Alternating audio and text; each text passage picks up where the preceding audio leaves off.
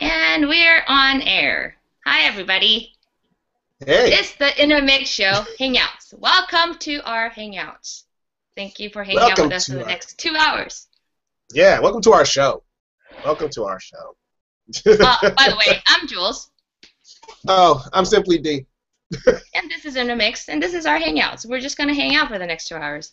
That's what we do every Monday night. Yeah, at 9 p.m. Pacific Standard Time. For those of you Hmm who don't know where it is, over here, wherever you're We watching are this a from, though. little late this evening. Sorry about the delay. 10 minutes. Yeah, It's, Korean yeah, time. yeah. Yes. Yeah. Okay, so, oh man, what do we have on tap for tonight? Well, first off, for those of you who want to follow us around, the internet, legally, hmm legally. Um, you guys can follow us on Instagram at Intermix360. You Yep. can hit us up here on Google Plus at Plus Intermix Show. Then there's always, that little Twitter. site. That little one, Twitter. hmm You can tweet us. We're tweetable. At Uh, Intermix_show. hmm And then, of course, there's Facebook, which, Facebook, I'm going to say that. And that's Intermix. Just That's Intermix, all of that's our, it. yeah, that's just Intermix. Yeah, that's it. So,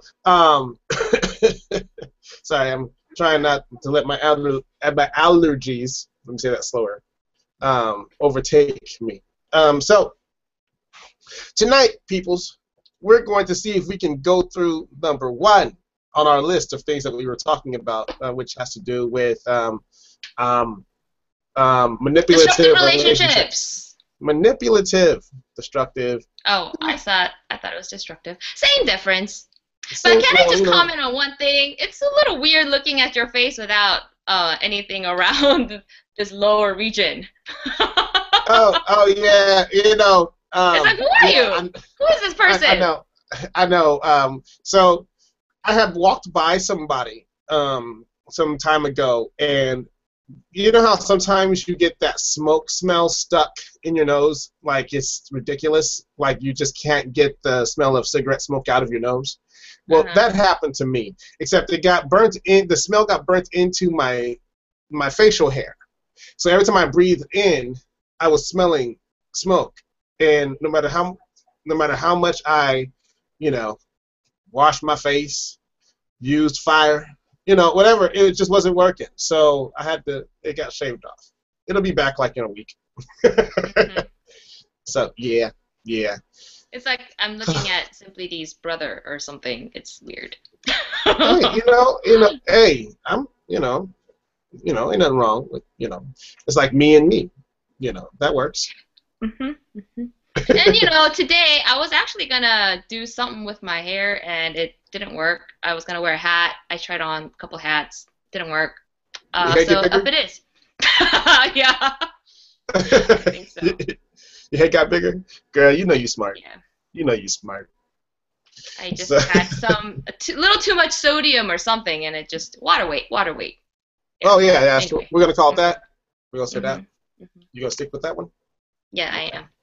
I I'm gonna plead the join fifth you. on the water weight. I'm gonna join you with that. And we're just gonna do that, okay. It's like right before you walk into a meeting. Hey, we were late because the car broke down. No, we It's were true no. sometimes. Sometimes you just go pick. Remember that time my car broke down? We're gonna use that excuse today. Yeah, my car broke down 2 years ago. So, Yeah, but we're not gonna say it's anything about that. We're not gonna say anything. We said sorry, we're late. Car broke down. See, two separate incidences, but people are like, oh, we understand.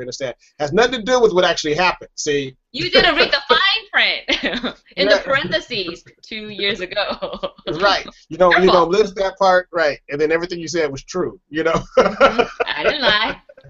That I ain't lying. So, um, so how was your weekend, Jules? What'd you do? I'm Who'd you hang out actually with? Who'd you in a get lot banned of from? pain right now, just even sitting, because I went rock climbing, because that's my form of exercise. Mm. once a month or so. Mhm. And Once a month, I that's too haven't bad. done it. No, for real. Because there was a period during the summer I would go swimming and do something very, physical. And then, but I have to admit, I got lazy and I haven't done it. Well, my mom was in town and my brother was in town, so I have to feed them and hang out with them, blah blah blah. So I haven't been really doing much. Hence the Right. water weight, y'all. The water weight. Anyway, and so I decided to go rock climbing over the weekend. And I did surprisingly for knowing that I haven't gone in 2+ months. It I did pretty damn good. I did higher levels Mm. than I've ever done, which is awesome. But now I'm like totally paying the price because I can't use my arms. Like today, I was trying to write something with a pen and I couldn't hold my pen. It was pretty sad. And then yesterday, I decided to go bike riding, use my bike that's just sitting in my house. And we went bike riding for like an hour with a friend. And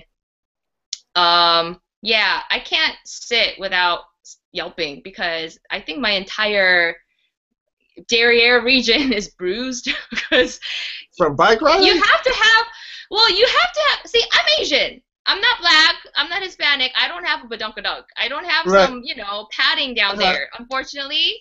And Right. so I'm sitting on this Wait, wait, tiny wait, wait. little You gonna try to triangle tell of me a, you ain't? You try to tell me you ain't? Hold on. Hold on. what? Okay. Well, I guess. I guess now. Hold on. I I, have to think about it for a minute. But okay. I will admit, I have no butt. It's very sad, but it's true. And so sitting on a hard piece of triangle, seat on on the bike for an Uh hour, huh. going on, Uh road with bumps and things, and yeah, it was fun during and towards the latter half of the hour. It became very painful, but I had to finish because I wasn't anywhere near home, and so I had to get home. And by the time I got home, I had to ice my butt.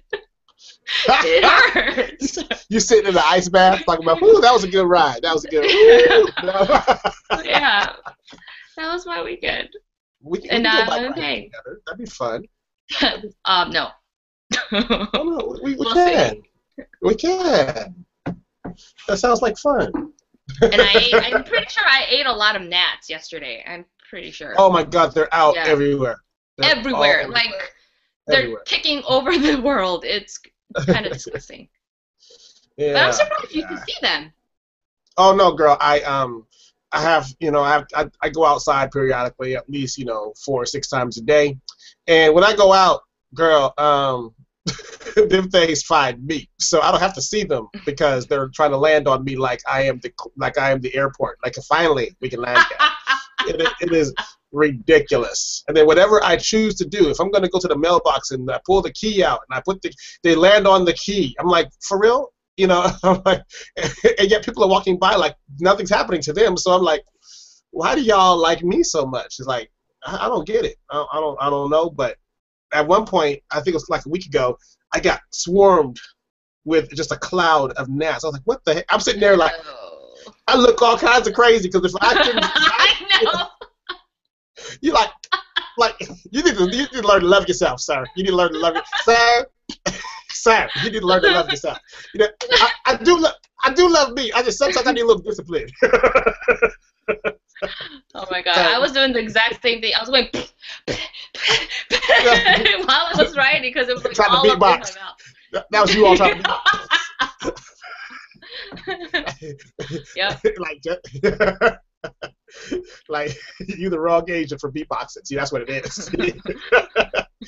That's in Japanese. They all be. Have you seen that dude, the world champion beatboxer, the dude from Oh, Japan? he's insane. He's That insane. is ridiculous. Like, how much time did he spend in his room just practicing? Like, I can you don't know. imagine He he was has like walking by? a drum set in his mouth or something. I don't know. It's I just weird. want to know how much time you spend in your room. Like, if people walking by your door, and all they hear is,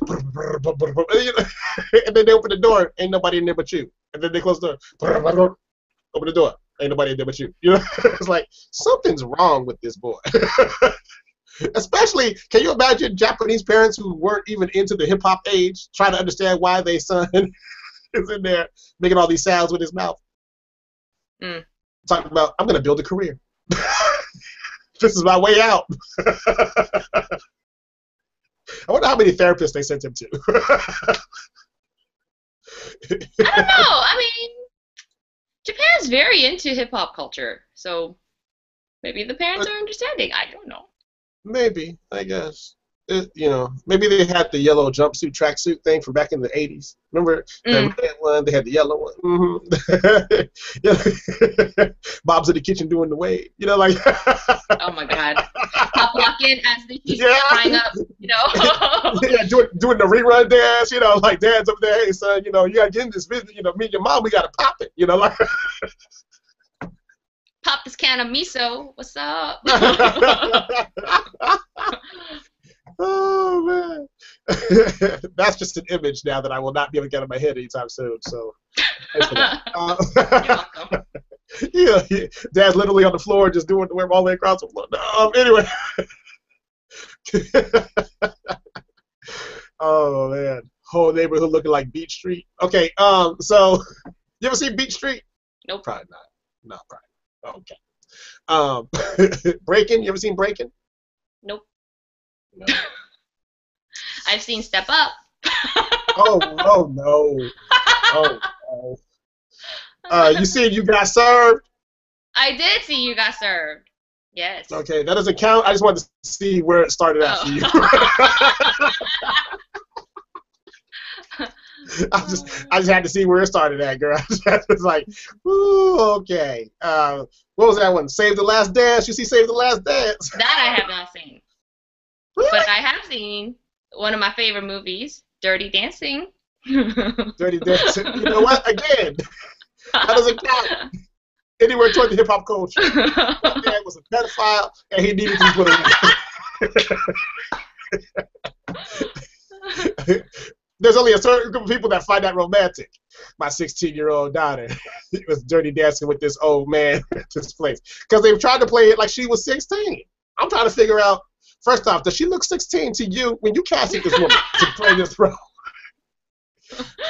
Nobody puts baby in the corner. You 28-year-old man, shut up about this 16-year-old girl who looks like she's 28 too. Shut up about that. Back then, casting was just funny, like just say the age you want to be. Don't even worry about looking the age. Just say 16. Okay, you're 16 in this movie. Maybe he was the only one small enough that he could carry like that. I don't know, girl. I don't know. Because somehow there were no suits filed in this whole situation. You know what I'm saying? Like, Dad looking like he's from, what was that? The Wonder Years. You see what I'm saying? Like, it's back in that time frame, Remember the father from Wonder Years? Well, let me ask you. You seen Wonder? Okay. Yes, I have. I'm just checking. I'm just checking. Wonder Years, Out of This World.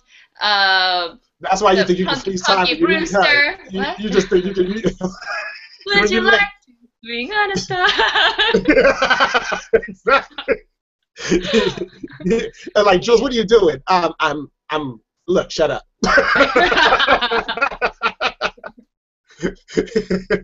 We're not late. We're not late. Jeannie, can we not be late? Of course, Master. You look like. I thought she was so hot. Everybody did. Jeannie? Mm-hmm. I wanted one. And then you got Christina Aguilera thinking she could be one. Oh, man. Like, you know what? Y'all missed on that one. Y'all missed. Just a little off. I don't remember what was the woman's name who played Jeannie, but I remember her coming out with the next video talking about dirty. Although she did have a problem. She just chased men a little too hard. She chased that man just a little too hard. She did. She did. She was just very obsessed. Mr. Nelson, Master Nelson, blah blah blah. She just Now I'm gonna start looking these things up on Innermix. Netflix. What? Am I? I'm gonna start looking up Genie on Innermix and see what happens. You ain't gonna find it, nut. No, it might be you at Sinbad. Yeah, I'm like, they said this picture would never come out. honest. I don't know. I wasn't drinking because I don't really drink like that. But oh wait, let me just say I could have been. Let me say I could have been so that y'all understand the picture. Maybe that'll work. No. The heels. No. Okay. Well, I was having an off day. Right now, you just need to be in some hammer pants and topless and a little hat on, and you're the genie.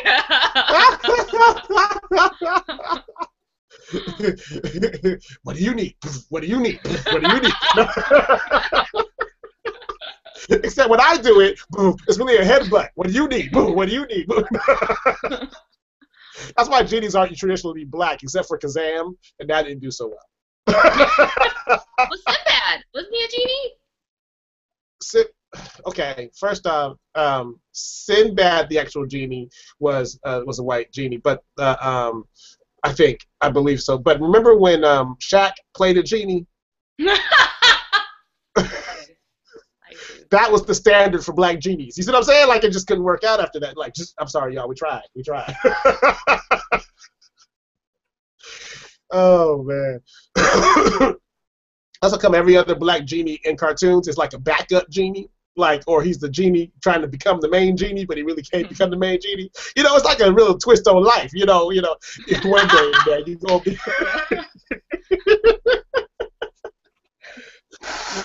Just stand by for a minute. Just stand by. Yeah. Just hold up, man. Just play your role. I hate being the background genie. All I do is dance while the other genies sing.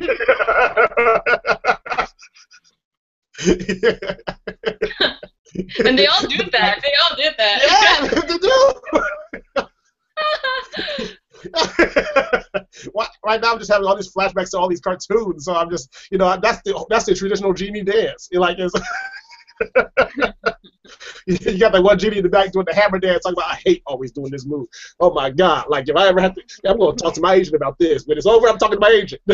Like, in the back, he's like, here it comes.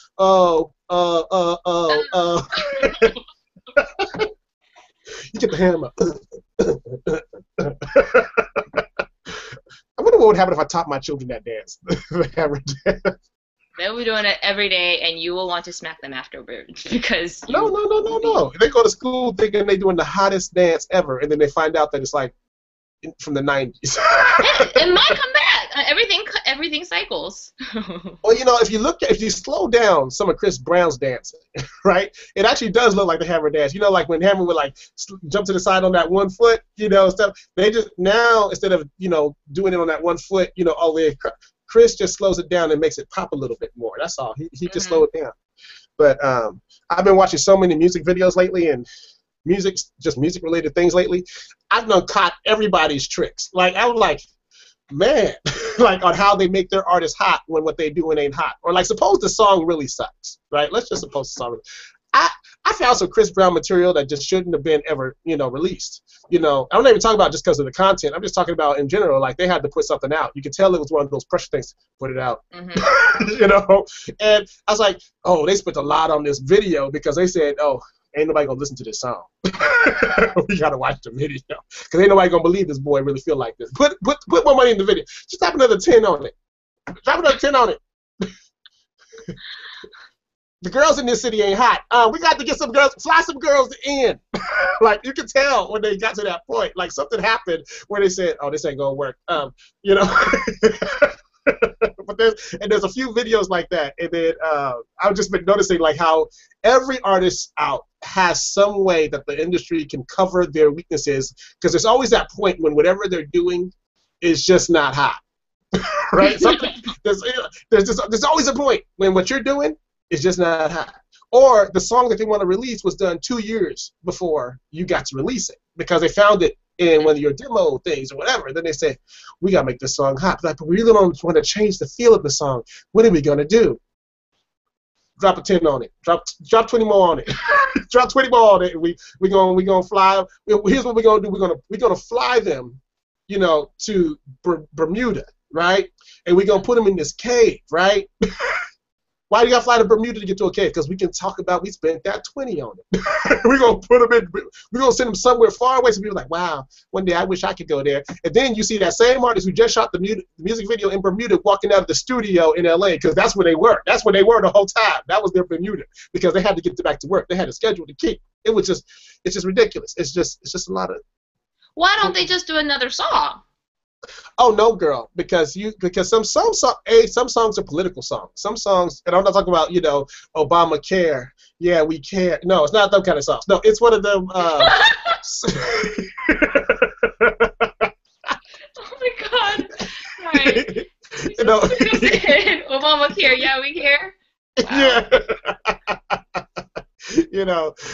But no, that would be a funny song to write, wouldn't it? But no, it's one of those songs where so and so wrote that song. So because that person wrote that song or was involved somehow in that song, and they want to build a relationship with that person, you now have to perform this song that didn't make any projects previously for the next year and a half, because they need this song to be a hit so that they can maintain their relationship with so and so company. That's actually, honestly, that's why a lot of artists, you'll find that they release a song that you're like, where the hell what happened? And then that artist disappears because the song didn't hit. But that's the gamble the label plays to say, we need to maintain a relationship. And if you lose your career over this, you know what? We all have to play our role. So, yeah. Anyway, because I have more and more jokes, so I'm just going to go on into tonight's topic before I tell y'all what I noticed, what I found out about Maya from back in the day. So we go jump right. Remember the Maya connection we had back in the anyway? Yeah. So yeah. I had to do some research and I learned a little bit about what happened to Maya's career. That's a whole. One day we should just do a show talking about where are they now, and I'm just going. We just go. Are we gonna get in trouble? Man. Huh?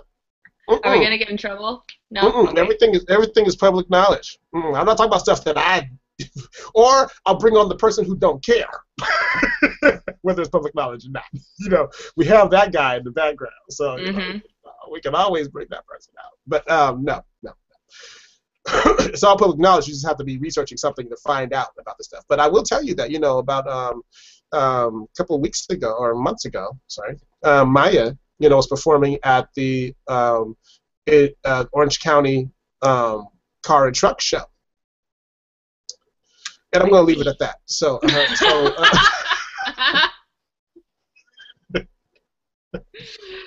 Oh, I need some crickets up in here. Where do I get some crickets? Because you need that. Yeah. Yeah.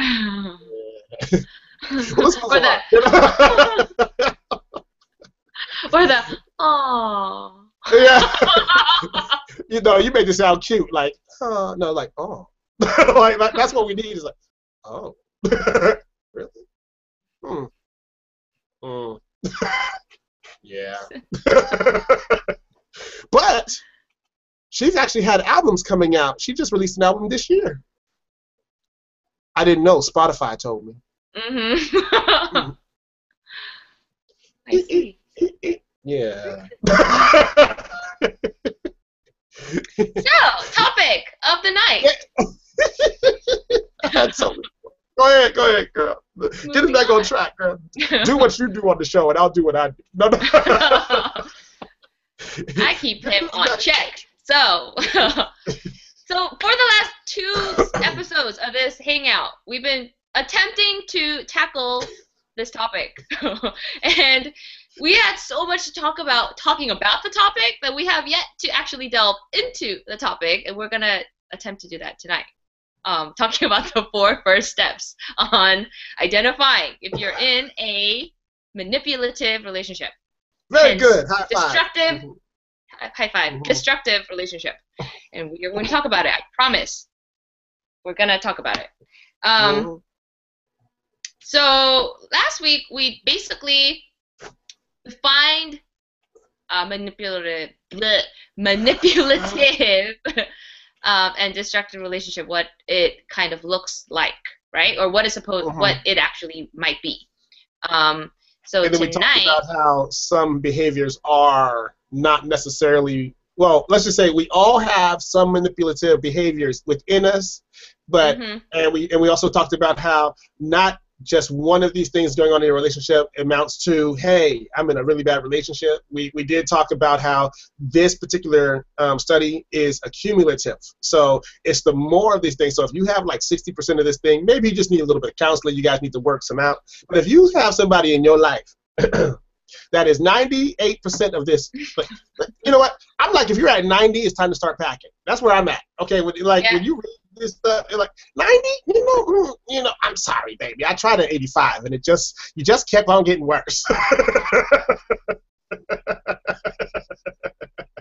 It ain't getting better, and I don't think it's gonna get better. If you're at 95%.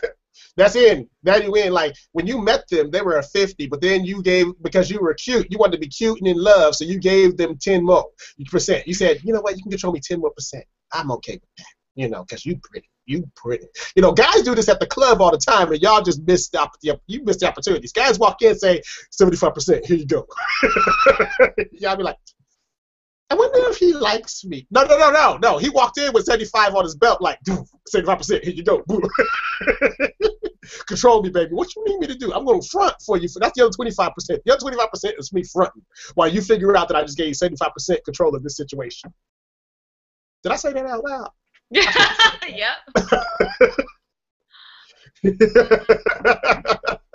I shouldn't have said that. But it's true. Yeah. So yeah, we're gonna but discuss in the club. Oh yeah, go ahead. I'm sorry. We're gonna discuss this now. We're gonna discuss this now, because if we don't, we're never gonna get through. It's already not, We're quarter into the show. 25%, 25%. That's how we do. That's how we do. That's the first 25. You know, we didn't go over no long weekend stories. We didn't talk about the heartache or the pain of being who we are. No, we didn't do none of that. We didn't, so we had time. But one other fun thing we did. We had a venting session on the phone. Oh yeah. Oh yeah. I was there. Oh yeah, you were there. You know what? We should do a show dedicated to that particular topic. We really should. Oh good Lord. We really should. It'll go on for days though, that one. No, you know what? I think that other people in our business need to understand. We were talking about what it takes to be an artist, and all that kind of stuff, and we went off from there. But but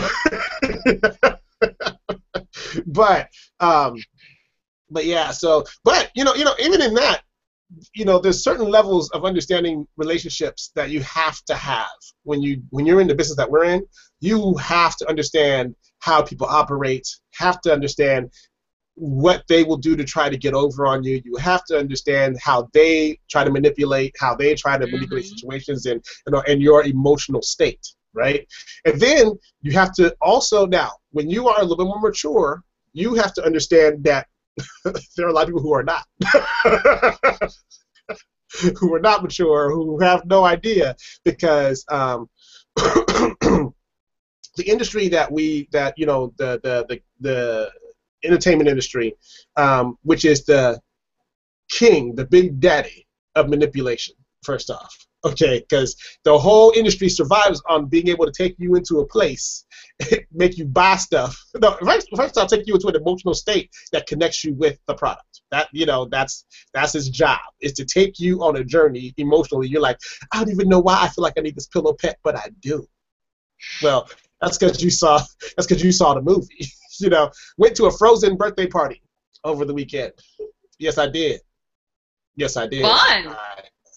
Oh yeah, it was interesting. I had the men cracking up. I'm like, once we walk through the door, our job is to follow the woman that we're with around and say, and when she says, okay, well, we're gonna go do this. Okay, we're gonna go do this.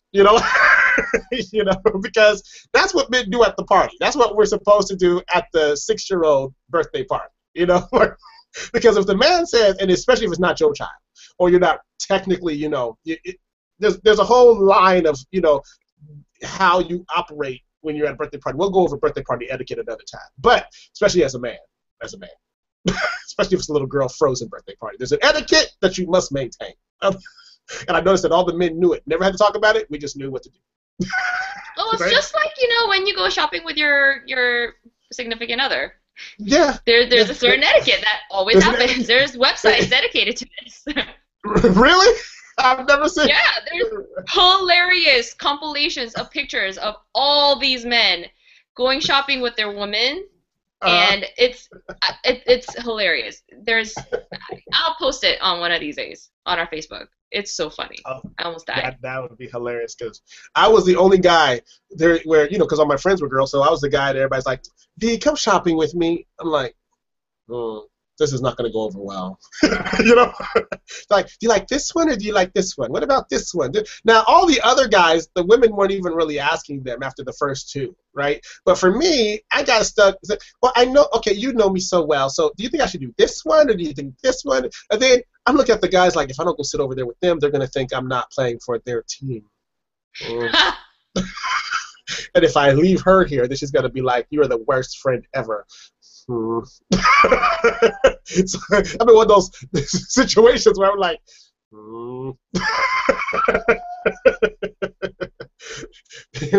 I had that Homer Simpson donut reaction. Speaking of, oh my God, that's another huge thing that happened over the weekend. Oh yeah, the combo. Yes. Oh, yeah. I was dying. I TiVo'd it. I have to watch it 10 million more times. It's the best thing in the world. Hulu, girl. I Hulu'd it. I watched it when I was at the dentist's office with my mouth wide open. I was like, oh my God. Well, that's how you look all the time. So. Yeah, that's true. Anyway. Usually I'm starting over. Oh yeah. Let's go. Mm-hmm. Yeah. Mm-hmm. We digress. That was good though. It was good. It was a good episode. It was especially when amazing. They got the superpowers. No, the best part was when they're at court. I thought that was so funny. Oh, how they're comparing the two shows. Yeah, that was clever. And then the Emmys. That was also very clever. Anyway, when they're fighting. Like, we don't have any of those. Yeah. I don't got none of those. That's what he said. He's talking urban. Okay, so step one. To begin identifying if you're in a manipulative relationship, okay? Evaluate honestly, because a lot of times you make excuses for yourself, for your spouse, for whoever you're with your relationship. You kind of know the truth, but even to yourself, you make lies or you make excuses and you lie to yourself. No, it's not that. No, oh no, she's gone through this because whatever happens, but that's why she's acting like this, and it's, blah, blah, blah. You have to excuse her for that. Or, oh, you have to excuse him because he's been hurt, or blah, blah, blah, blah. It happens all the time. But you have to, but before you start excusing situations or events, and, oh, he hit me by accident. Before you start doing that, I told you about that evaluate, honestly. That was last week. Is this relationship healthy, or is it unhealthy? It's one or the other. Be objective as you analyze how things have changed since the relationship began. Because in the beginning, everybody puts on their best front. Everybody puts on their best face, their best, foot forward. They don't fart in front of you. They're always dressed clean. Things are hidden under the carpet. Nobody's gonna share their dirtiest secrets and skeletons in the closet. That nobody talks about that kind of stuff, except some people. Anyway, but they always put on their best behavior, right? At least for the first.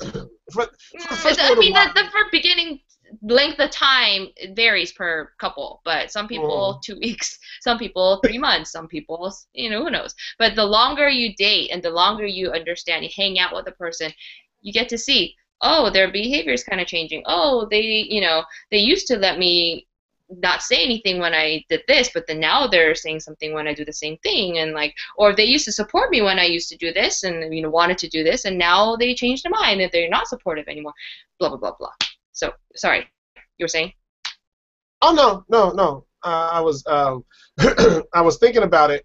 And, a lot of times when people's personality, what happens inevitably is when you spend time with somebody that you really want to be around, you start to adapt to each other. You start to adopt, sorry, not adapt. You start to adopt each other's behaviors a little bit too. So sometimes if people start to notice that your behaviors are becoming more negative, then like, and not like they like you like things that they don't like, so they call it negative. I'm talking about like your behavior starts to turn into something that is not good for you. So then Yeah, like people are if gonna. you are like a positive, optimistic person, I and thought then you were you're gonna say dating pothead. somebody, Go ahead. or yeah, a pothead, you're high all the time, you're high on life, and then you're dating somebody who's a total downer, because Uh-huh. they instead of high, they like to get low and they take alcohol. Anyway, stop You're with like, the turn abusive stuff. Um, but you're dating somebody or you're with somebody who's more pessimistic than you are, who actually always see things a little more negative than the positive. The glass is always half empty, as opposed to you who think, oh, the glass is half full. If She it said is your that. ass is half full. Go ahead, girl. I'm just. Yeah.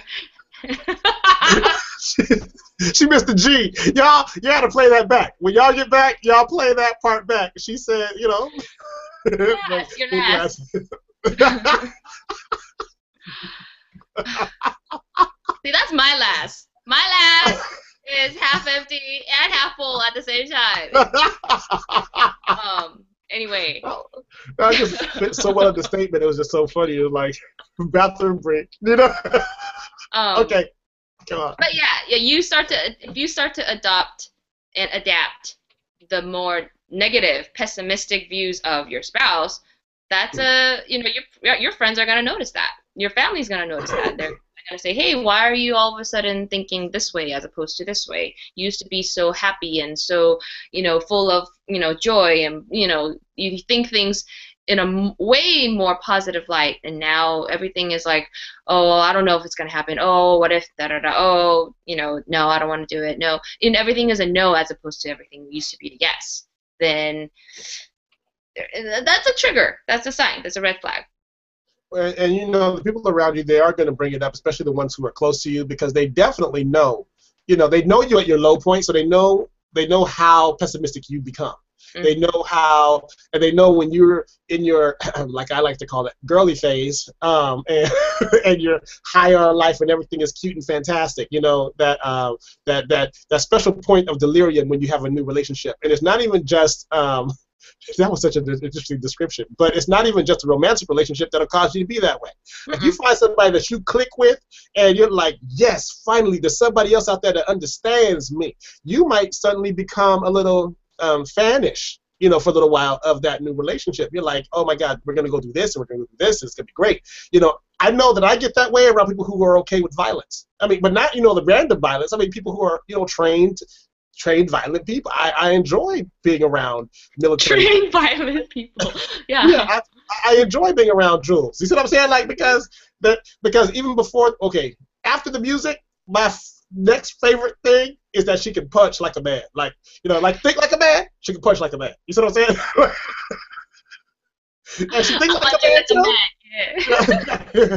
I punch her like a man. Yeah, like it's interesting. So because there's you already see the average, the obvious stuff, the hair, the girliness, the refinement, blah blah. But the idea that somebody who looks like Jules can walk down the street, get your attention, she might have like diamonds flowing from her ears. Next thing you know, she turned around and just whooped somebody's butt, and then turned around and said, "My shoes." Take it off. No, she won't even take them off. That's because she takes them off because they're nunchucks. She's like, "Hey, wait." These diamonds will cut you, baby. They cut you, baby. And then, and then everything, everything she say, right? Everything she say goes from, "Oh yes, I think," to got you. It's like there's something about it that I think is like really cool when somebody can be refined and ghetto at the same time. That's just fantastic. And then she ain't really ever been lived in the ghetto, but in ghetto. Well, I lived in Michigan. I lived in Detroit for a year now. She was hanging out with Eminem before he was Eminem. No. But anyway, yeah. We were best buds. Both of Anyway. them black now.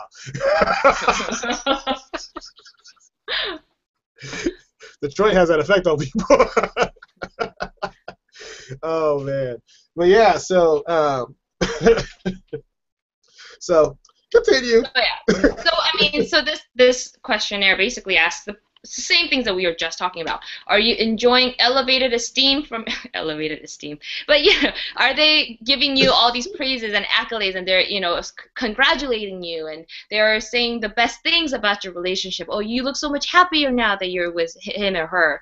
You guys look like you're doing so well, or you look so peaceful, you look whatever, all those kind of positive affirmations. If are they saying those to you, or are they looking at you with a wonk eye like, like something's off. Something smells funky. Like I don't know. You seem weird. Yeah, you seem off. You seem. And the hardest thing is waiting till the people get to their real opinion. Because a lot of times in the beginning, everybody's just so happy you're not by yourself because they can invite you to do more couple things that they're like, oh, yeah, fantastic. Great. Double date, triple date, yeah.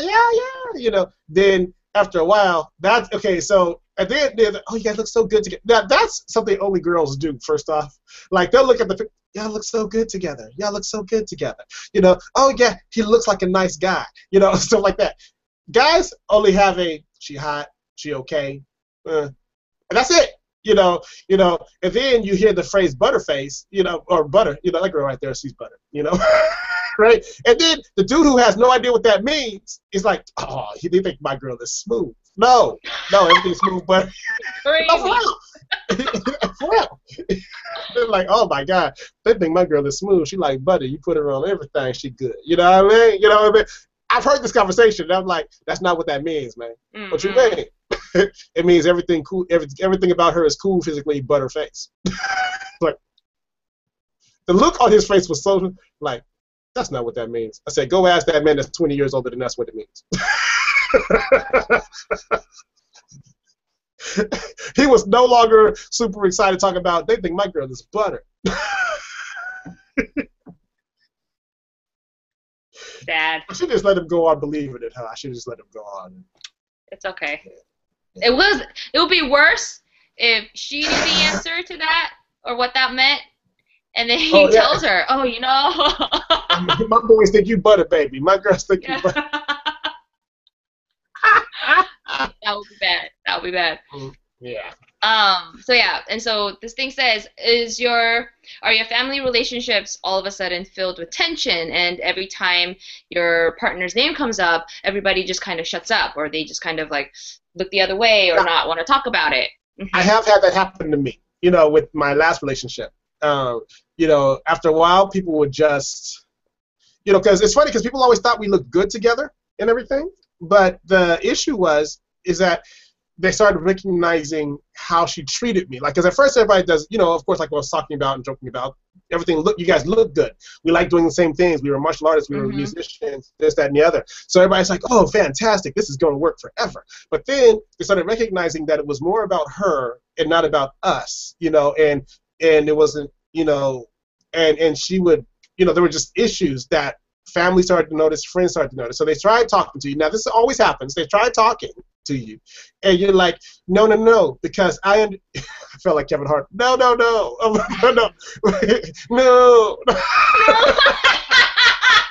was really good. No.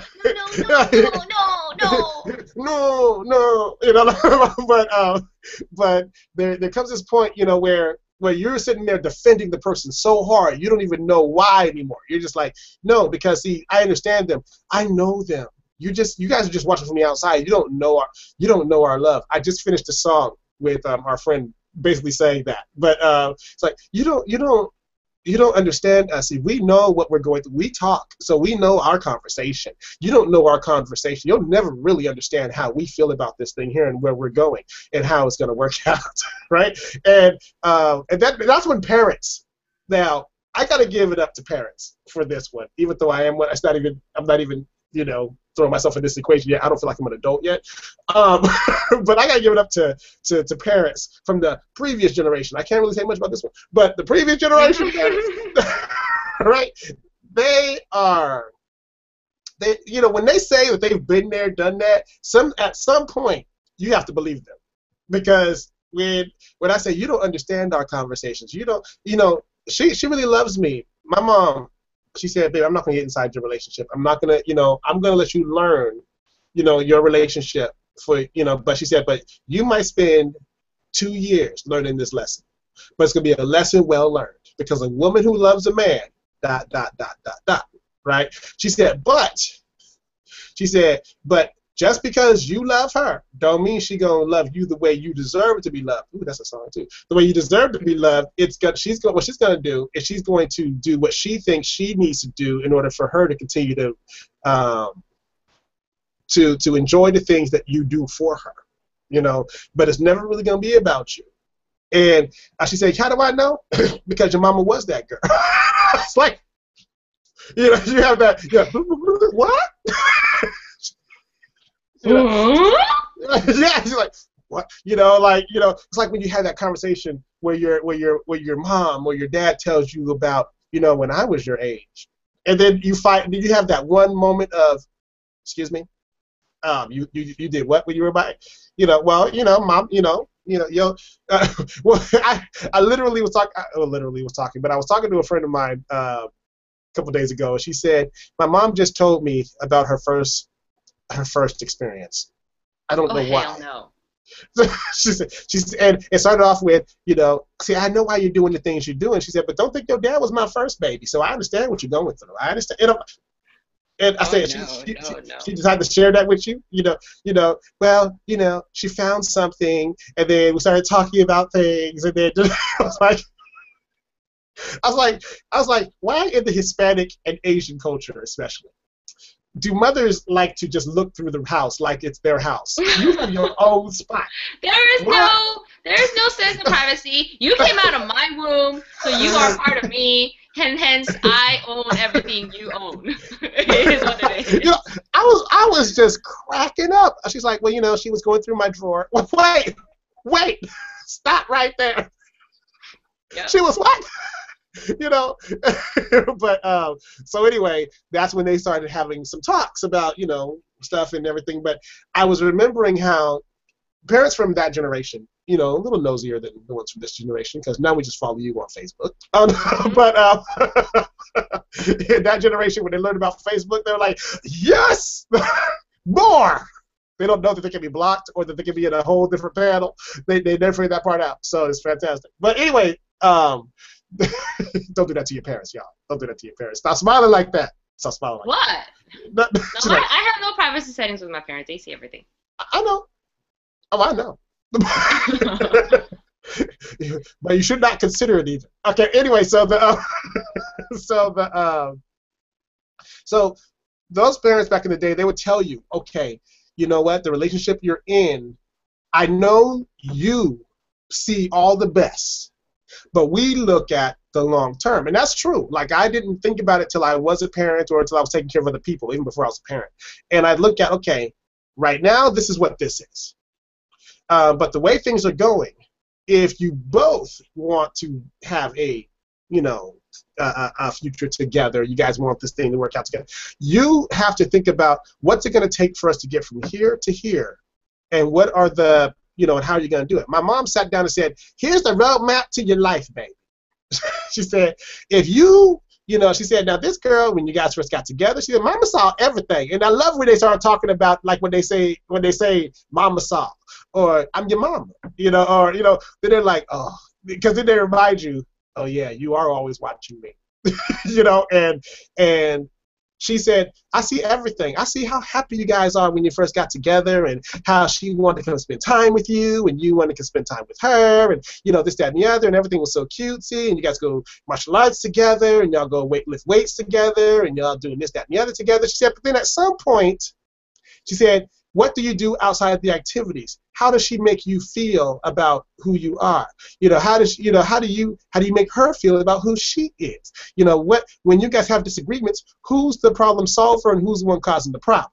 You know, and I said, I was good until that one right there. I was like, because that makes you start thinking. Most of our fights, You know, like, because you know, when you start keeping, okay, first off, y'all shouldn't keep score. But if you happen to keep score, right? Not on who won. Okay, okay. Not Don't keep score on who won because it's always gonna bite you in the derriere when the other person finds out that you keep track.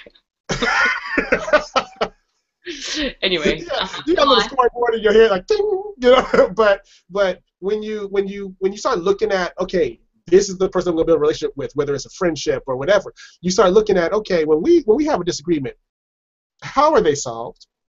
Who wins? Okay, not win. How's the resolution brought to it? Who was usually the problem starter?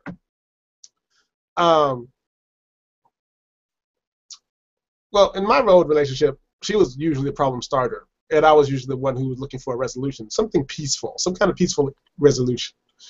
I was sitting here trying to picture it. I was picturing just, I'm sorry, I was zoned out for a minute. I was like, you know, in the Innermix relationship, who's the problem starter? Who's the problem solver? Hello. I was trying to. I was like, because there are times when I know that if I open my mouth, we all just going in, you know, and I'm like, no.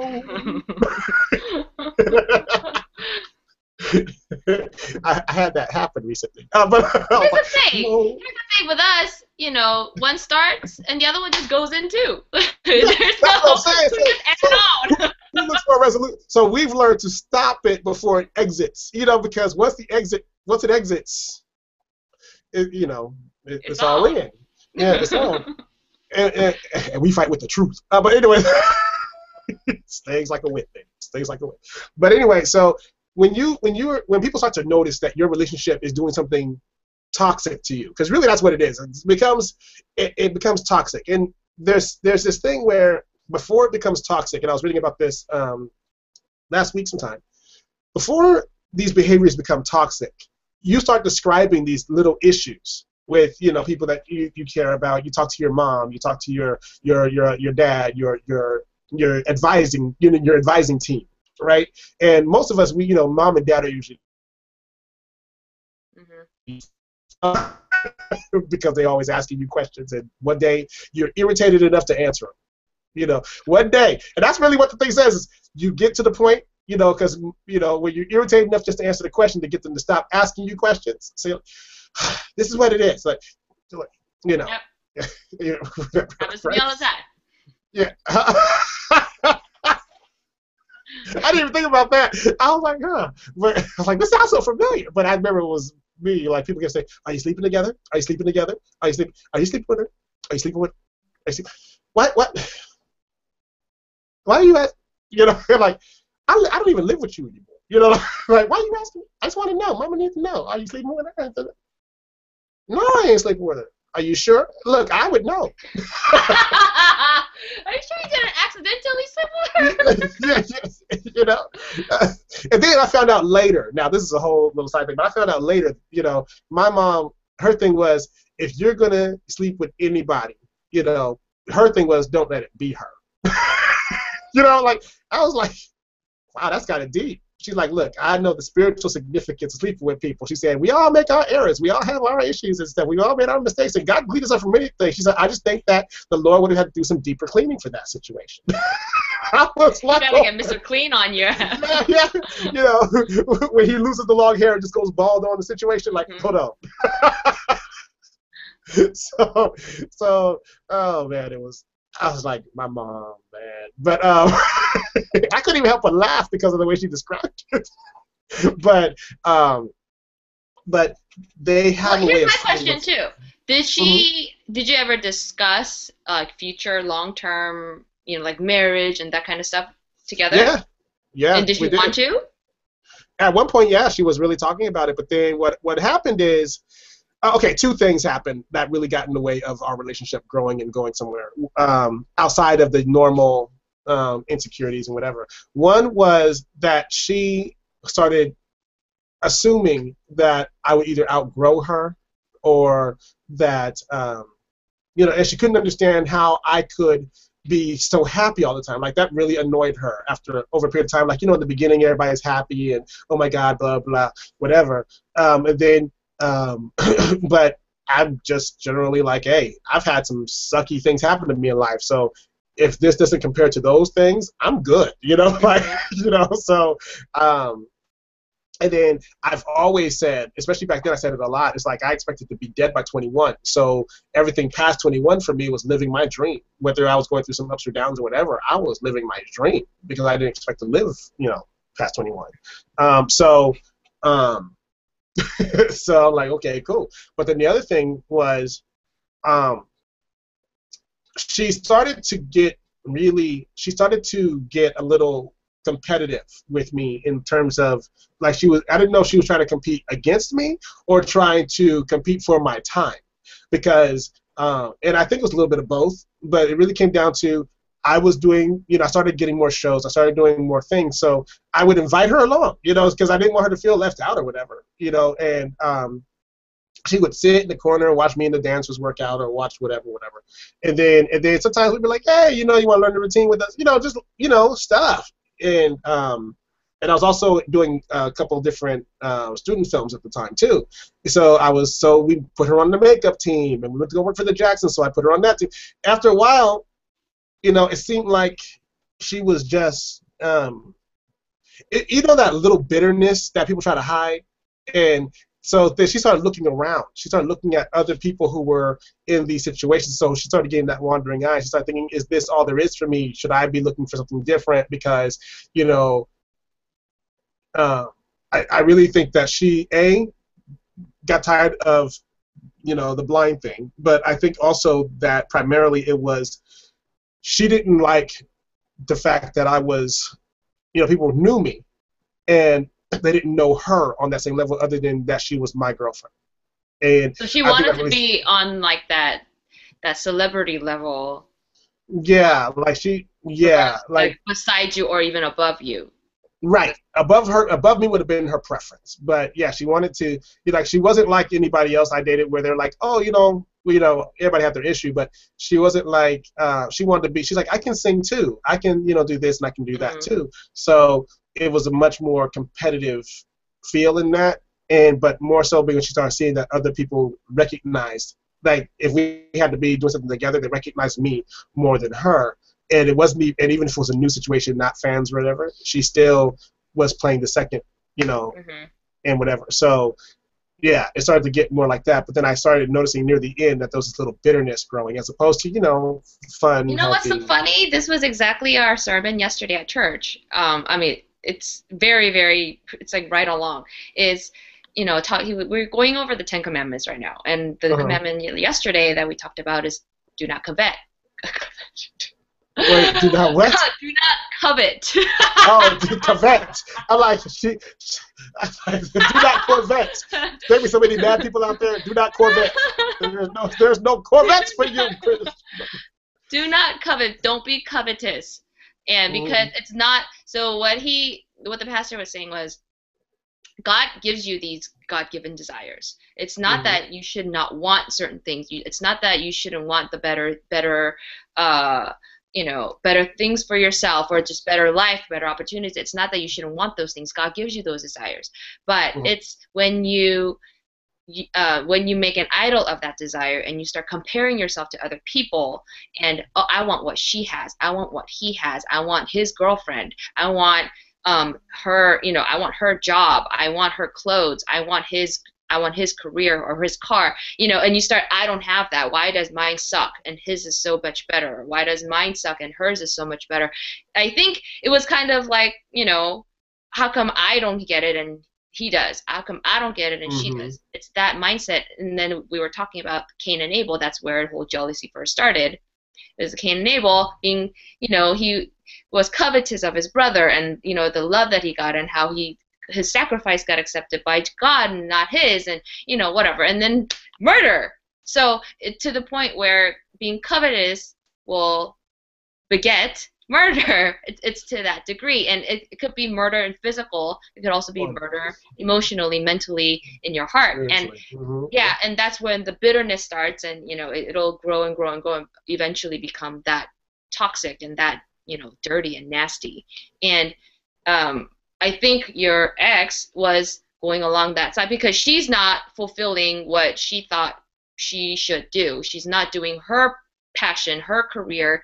She was, I think, vicariously living through you and your career, Hmm. yet wanted to get recognized for her stuff, even though she wasn't really at that level, and Well, and comparing plus, herself to you. Yeah.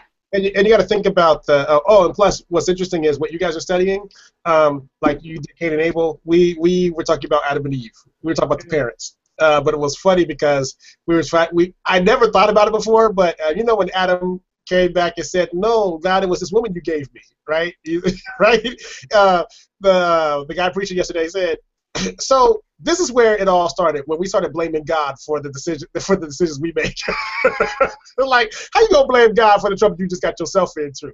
You know. And then he gave a great example of how nothing happened when Eve ate the fruit and all that, but when Adam ate it, that's when everything changed. It's like Mhm. God will give you a particular instruction because for your life, he will give you because he knows what you can and cannot handle and what will happen if you do the things he tells you not to do, right? Um, and and then he said, so and so says, hey, I did this drug, I did this, I did that, blah blah, and I'm fine. And then, but God said, yeah, but I um, told you no. Mhm. yeah, I told you, you don't do that because if you do it, you're gonna get turned out by this thing, and then I'm gonna have to take you down this road. You're gonna leave this good place you in and end up going down a road where now you're gonna be toiling and you're gonna be sweating. You know what I'm saying? Things are gonna change for you. And like, but I want to hang out with so and so. Just because so and so talked about, look, I got revenge. I went in on them. I just did that. Because I had to get mine. Yeah, and I came out fine. But the next person did it. Marvin Gaye got shot by his Mhm. daddy. You know what I'm saying? It didn't work out for him the way it worked out for so and so who went in after them. So but it was really interesting because we were talking about because I was kind of in a certain mindset anyway, right? So I'm thinking like, and one of the things we learned, we were talking about in Proverbs is like, and when you don't plot to do things, like don't go to that place where you're just like, yeah, I got them and I got them good. Like, don't brag about that. And instead, that's where the Bible first talks about put your hand over your mouth in shame. You know, and and we're like, oh, that's where that expression comes. That's where it comes from. People just put their hand over their mouth to be like, ooh, I can't say that. I can't. That's actually where it started was Mhm. with that back then, and so for the rest of church, because we had a couple meetings and stuff, I saw people just turning around like, mm. It was a very interesting experience, but I think that when people are together and they want to like some people just have a like crazy drive and they want to be number one and they don't want their part like they're in competition with their partner and that's very unhealthy. It's one thing to motivate each other. It's another thing like when you are straight competing with people and like I had to for me I had to learn how not to be super competitive with people that are on my own team, but that's not always the easiest because you want to be the one scoring the goal. You want to be the one who hit that home run. So even though your team is doing well, you're still like, but I got to be the best on the team. You know, and I remember, people, especially my mentor back in the day, like, D, you can't compete with your own team all the time. That's just not Mhm. going to work out for you. That's just not going to be a good look because after a while you build dissension in the team. Let somebody else be the star. I like turned down for what before it ever came out. Like I mean, I can give you so many examples of this. Like pick any sports team. Like you could yeah. have an amazing superstar, but if he or she is out to, make just a star of himself and only Mm-hmm. do for himself, I'm gonna score all the goals today and have the ball by himself. He gonna Leave win. Kobe alone. Leave Kobe No. alone. But there was a point when Kobe was getting really dogged because of that. Like, he wanted to just be, do all these alley-oops and whatever the heck the names are called, you know, all by himself. And he was really getting dogged. Like, oh my God, he thinks he's a. Mm. you know. And, well, It, and what sucked was when he was actually that good, where he could really put the team on his back. It just built his ego up. You know, I mm-hmm. told you about my experience last week with my band and my peoples. You know, because I pulled a Kobe. You know, and everybody has now. Like I said, everybody has their Kobe moment. At church, we call them the Diva Diane. We call that the Diva Diane spirit. You know, when people tell you you're so good, then you start to really understand that you are that good, and they're not lying. You know, then you start comparing yourself to those who you have to work with, and you're like, why do I have to work with them? Because it slows down my process. And okay, again, see, I look at your face sometimes. I'm like, see, no, I can't. Because you know, y'all don't understand. Sometimes I feel Jules. I'm like, but see, we have to do the right thing, though. See, the right thing. Do the right thing. We Spike Lee in right now. We have to do the right thing, y'all. but everybody has that moment. They have that Diva Diane moment. Like I remember years ago, we were getting prayer and stuff for Innermix and stuff, and one of the things that was told to us was, stay humble. oh yeah. Yeah, we have to be reminded sometimes. But the thing is I didn't understand until more recently. You know, like at first I thought I had a real understanding of why that was said. Now, the more I see and the more we do and accomplish whatever and the more things that come up, it's like, if you don't stay humble, you can destroy somebody else's stuff. Mm-hmm. Because you can literally walk in and say, I'm better than you. And you know it's true. You know, like, and you know, I can't get you anymore. So, but you know, you can literally walk in and do that, and then they know it. You know it, and then you start having that Mariah Carey experience, the Mariah Carey look. You know, you start. I love that experience. I want the Mariah Carey experience. Hush up. I want to sound like a dolphin, okay? I am not going to be your Nick Cannon in this situation. You see what I'm saying? Like, I'm just not. Yeah, they're making money. You see what I'm saying? But do you really want to hang out with them? You know? Oh God. You see? Can you picture that? I mean, they both making a lot of money.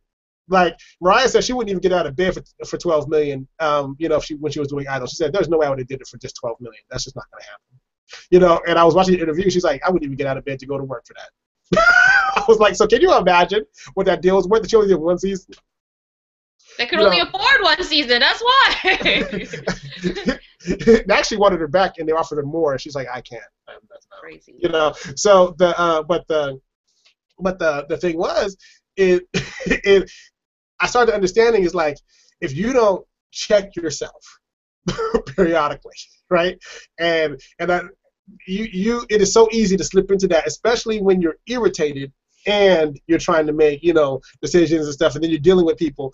And I'm like, in your relationships, no matter what's going on, it's like you have to step back, look at it, and then make a decision from there.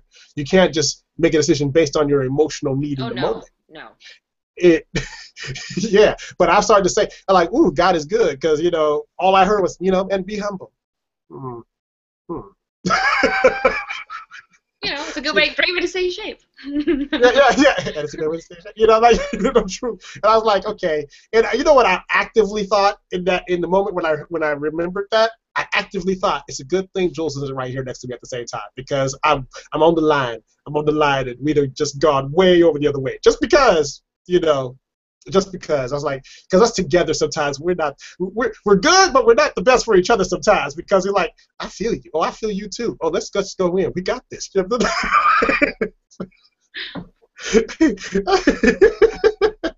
Just say what you gonna say, Jules. Say what you gonna say. I'm going in, D. Say it, girl. Do your thing. I got your back. Look, I got the clips in the chamber, ready to go. Let's go. I'll hold him. And if you ever, but yeah. but there are things that happen in relationships that make you say, I need to step back. Popular. They know we talk about it. That's what it is. I forgot to put it on silent. My bad. I had a deep moment. Hush up. You felt brilliant. My long, non-flowing scalp. Anyway, so. But there comes this time when you have to understand that you step back and you actually take in what people say. You don't outright reject what they say. And that's hard. in a relationship to like they don't know our love. You know, I was about to do it, but people asleep. They don't know me. They don't know my mom. They don't know our love. They don't know our love, baby. They don't know. And then you hold on tighter because you feel like people are against you, so you hold on tighter and you stop evaluating the situation for what it is, right? And like as we go through this and you start recognizing certain signs, these are things that can be addressed in a very positive way. Now let me explain. If you notice that certain behaviors you do not want to deal with for the rest of your life, address them in a positive way. Address them in a way that, you know, where you start to, I'm not going to say reassert who you are, but do it in love. You don't have to, only because I was listening to comments, but you don't have to go in like you doing this, and you doing this, and you doing this, and I don't like it. Okay, first off, you liked it for 5 months. So, according to the person who you didn't complain to, you see what I'm saying? So now you try to come back like, well, I don't like it now. No, no, no, no. You let him build, you let him or her, you know, build. Because if a man comes in, I don't like this, I don't like this. First off, he's probably not talking to his woman. But you have to approach these things in a positive way. Reassert who you are by doing the activities and the things that actually bring you joy. Because and don't how do you say it? Because I learned that people take what we say so extremely that you have to say things just the right way. Because I was going to say, take time to do things, you know, for yourself. Take some time out for yourself. Do some of the things that you enjoy doing that help them remember who they started seeing. Because no matter what you do, behaviors are going to change because you're trying to build a connection, whether it's with friendships or whatever, right? Like when you hang out with certain people, you know that your behavior slightly changes to meet the environment of that group. You know, same thing in your, you know, romantic relationship. The only thing is you still need to know how to maintain who you are in those situations. There's got to be some aspect of, but this is the kind of person I am. People start gossiping. I'm not a gossip. I don't deal in that because it's very, you know, it's very waste of breath to me, right? So people are like, oh, and so and so and so and so. I'm like, if you're talking about something that requires a opinion that's going to help somebody do better, fine. You're just talking to me about somebody's life because you want to be talking to me about it.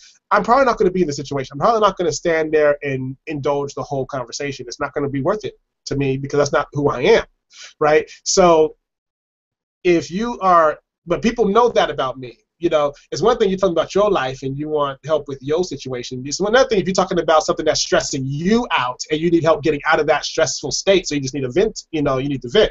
It's another thing if you want me to join you in dogging somebody. You know, because I'd probably just spark a whole different kind of fire in you if I started going in on people for no reason. You know, you'd be like, yeah, and that's what I said too. I'm going to get them the way you said you'd get them, D. No, don't do that. Like, it's not a good idea. Approach situations in your relationships with love first, okay? If you want behaviors to change, let people see who you are and let them decide if they want to deal with the real you and not the you became because you were getting into a new relationship. You know, because ultimately you're talking about, I want to be friends with you for a long time. I want to be your love forever. Okay? Learn quick. or you will learn quick what you can and cannot deal with, and then address the things that you can, that you say these are no-goes. Like everybody has I can deal with that, and that's fine. But then there's the no-goes. Find the no-goes. Address the no-goes so that you have time to get to the, you know what, so they don't always, you know, like they don't have the best smelling feet. I can deal with that. You know, as opposed, hush your mouth. I'm kidding. Hush your mouth. As opposed to, oh, I know, never mind. Hush your mouth. They fart too much. Oh no, I'm kidding. No, but you know, like you have to evaluate fairly. You can't. I know somebody who refuses to date somebody because that person does not eat soy sauce. It can't be as ridiculous as that. Yes. Really? So yes. You know, so there are things that can be changed. That's like or there's things that you don't can like barbecue. That's ridiculous. You know, there you have to put things into perspective. So there are things that are, you know, your no-goes.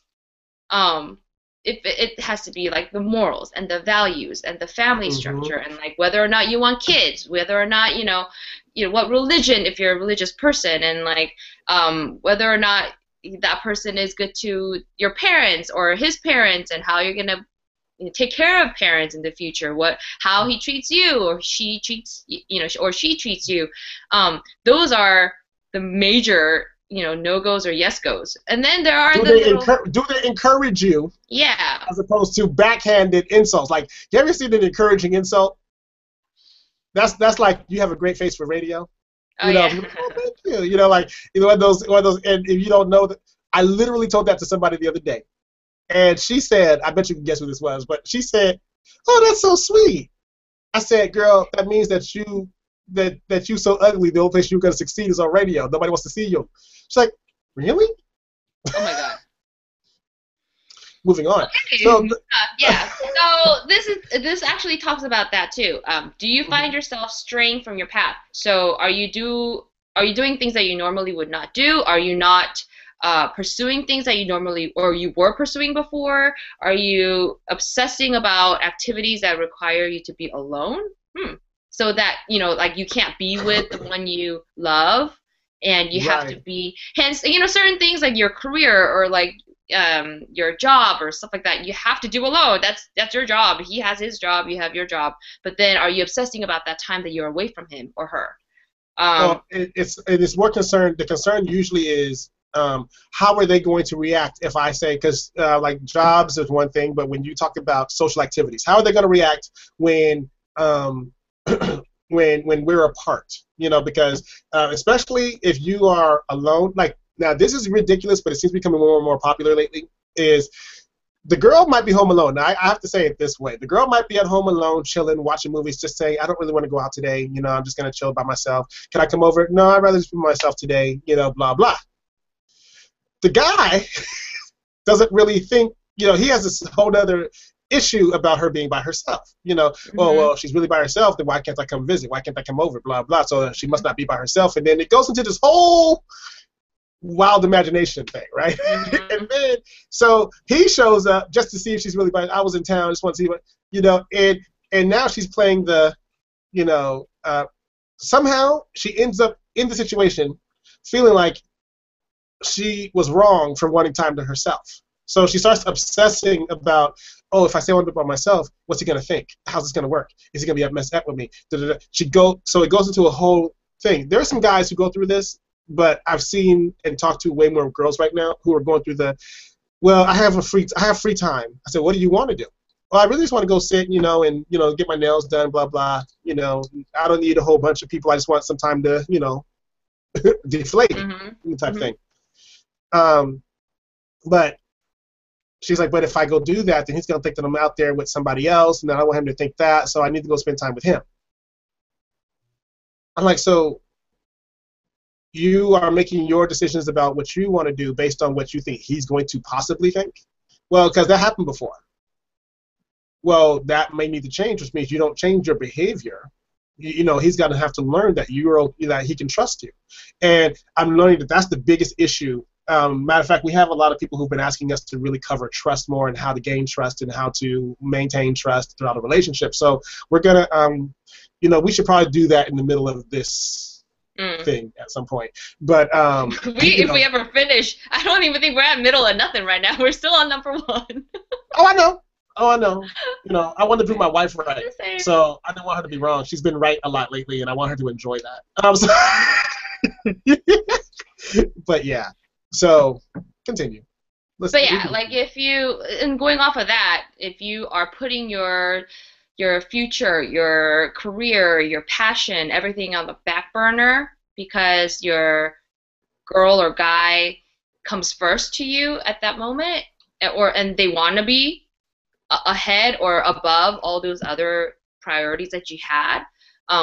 Like you want to go back to school, or you wanted to pursue, a career in, I don't know, baking, That's a whatever. cool career. That's a really It cool is. career. I like It that. really is. I think I'll be really good at it. Or like, the job that you just got is like Demanding. something that he doesn't want you to have, or like, oh, Mhm. you don't need to do that, or it's too far, like how are you gonna come see me if you're working over there, whatever the case may be. And so you just say, okay, fine, you come first for everything, and I will do whatever it is that only you want to do. I will not pursue anything that I want to do. And then this just becomes uh you become basically completely dependent on the person you're with, emotionally, um, mentally. You're constantly feeding off of his yeses, her yeses, as opposed to like, what about your yeses and your desires and your needs. Because everybody has. If you pursue your passion, if you pursue something that it is that you want to do, you technically probably God gave you the talents to do on this planet. Mhm. If you don't fulfill that, you feel empty. There's a part of you that feels empty, that you feel there's a void, and you feel like you're not being fed. And so because of that, just like in real life, when you don't feed your body, your physical body, the nutrition that it needs, things start falling off. Like your hair start falling out, your nails get really brittle. You lose a lot of weight unhealthily. You start getting acne. All these signs come up that you're not nourishing your body, you're not doing what you're supposed to do. Same thing Mhm. in I feel like in this situation, emotionally and psychologically, if you don't do what you're put on this planet to do, your desires, your passions, if you don't fulfill those things, it manifests itself in other ways. You feel empty. You feel like something is off. It comes off in your demeanor. It comes off in your attitude, your mood, all of those things, because you're not complete in you. You're not fulfilling your purpose. And so, How do you? I'm sorry, I'm sitting here reading a question, but how do mhm. you? So this topic has been, with all the jokes and everything, this topic's been really impactful for a lot of the women that watch our show, and so we're getting a lot of, questions, especially from your point of view. Apparently, you're the woman on the show. Um, Oh, okay, that's you new. finally made it. You finally made it. You made it. You made it. I'm so proud of you. But Awesome. okay, so the question basically is, so how do you learn to assert your desires and stuff? Basically, the story goes that there's a woman. She's been wanting to go back to school. I think what you got her with was the baking thing, because that's actually what she's been wanting to be a pastry chef since she was little. She met a guy, and she started pursuing it, and then things happen in life, or whatever. She had to go get a 9 to 5 to just make it, and then she met a guy, and he was like, I'm totally supportive of whatever you want to do, blah blah. Then over time, her dream kept getting pushed back further and further, and now they're financially in a position where she could go to school, and she could go do these things that she's always said she wanted to do. And he doesn't want to deal with the change, of her doing this. Now they are engaged, so she feels like if I pursue what I want to do, then he's going to not want to marry me or something like that. But he hasn't exactly said that. So this is just something that's going on within In her. her head. Yeah, but she referred back to when we talked about how there's this, like, the woman in the house. Like, there's a lot of what ifs, and she doesn't want to cause him to be upset. But at the same time, she wants to pursue her goal. And she also commented on, she loved your moon picture on Instagram. Oh. I'm like, wow, like Wow. this is one of those, it's almost reminded me of an open for discussion, which we haven't done in forever, but it reminded me of one of those, so this is the abbreviated version. It was so much like an open for discussion rundown. So Well, that title, open for discussion, I think is something that she needs to have. I mean, this is, you guys are now, you're engaged, you're gonna be a couple, you're gonna be man and wife, one being in the eyes of God, right? And oh, I'm sorry. And basically, because we love to say these things. She thinks you're pretty. She thinks you're very. She thinks you're very. Yeah. She thinks that you are. You are basically what she wants to be, and she wants to understand. Like, basically, she was asking, if this was you, how did you get back into the things you love to do, and what if he doesn't agree? That was the ending part of it. What do you do? Do you still go forward, or do you, wait a while and then decide, like after you're married, to try to readdress it? What do you do? I And don't this is think being just let me just answer that part. I don't think it's gonna change just because you have a ring on your finger and you sign some paperwork and you guys are now married. I think it's how the behaviors now are gonna stay the same when you get married. Actually, it's gonna multiply and it's gonna manifest itself even in a bigger way. So I think discussing things, especially when it has to deal with your future and your desires and your passion in life, that has to start from when you guys are, budding in the relationship before you guys get married. Because now all of a sudden he's gonna be like, all these years, we've been dating, you never mentioned it, and now we're married. You're all of a sudden, this other person that I never knew. You have all these desires that I never knew about. What's changed? It's something that needs to be, these kind of discussions and conversations and open for discussion has to happen in the relationship, whether it be, because we talk about a lot of different things, but like whether it be what you want for your family future, like kids, that needs to be discussed before you get married. What you want to do in the future, if you have any career desires and future goals for yourself or for each other, that needs to be discussed before you get married. I think a lot of people don't talk about certain things because of exactly what she said. Like, I don't know how he's going to react. Maybe I'll just wait. And then, once we're secure and have exchange the vows, then I can talk about it. But I think it's actually harder. Discuss it now so that you both get used to talking about things. Because when you get married, when, you have kids, it's even harder to talk about things. I think it's important to get in the habit of having that open line of communication with each other, especially when it's something this important to you. And he needs to know how important to you this is. If this is something that you've been thinking about since you were little, he needs to know that. He needs to, and he'll come to, and if he understands how important it is for you and how much you want, how much you desire this, and how it's gonna feed you as a person and as as a woman and as a as a wife too, and also do the cost analysis, not just because, oh, I just decided today that I'm gonna do what I want to do, right? you were little, you wanted to go to school, you want to do this, and you have this huge dream that you have. He needs to understand that this is a dream, and also think things through for yourself too, not just that, oh, I'm just gonna go to school and no, I don't know.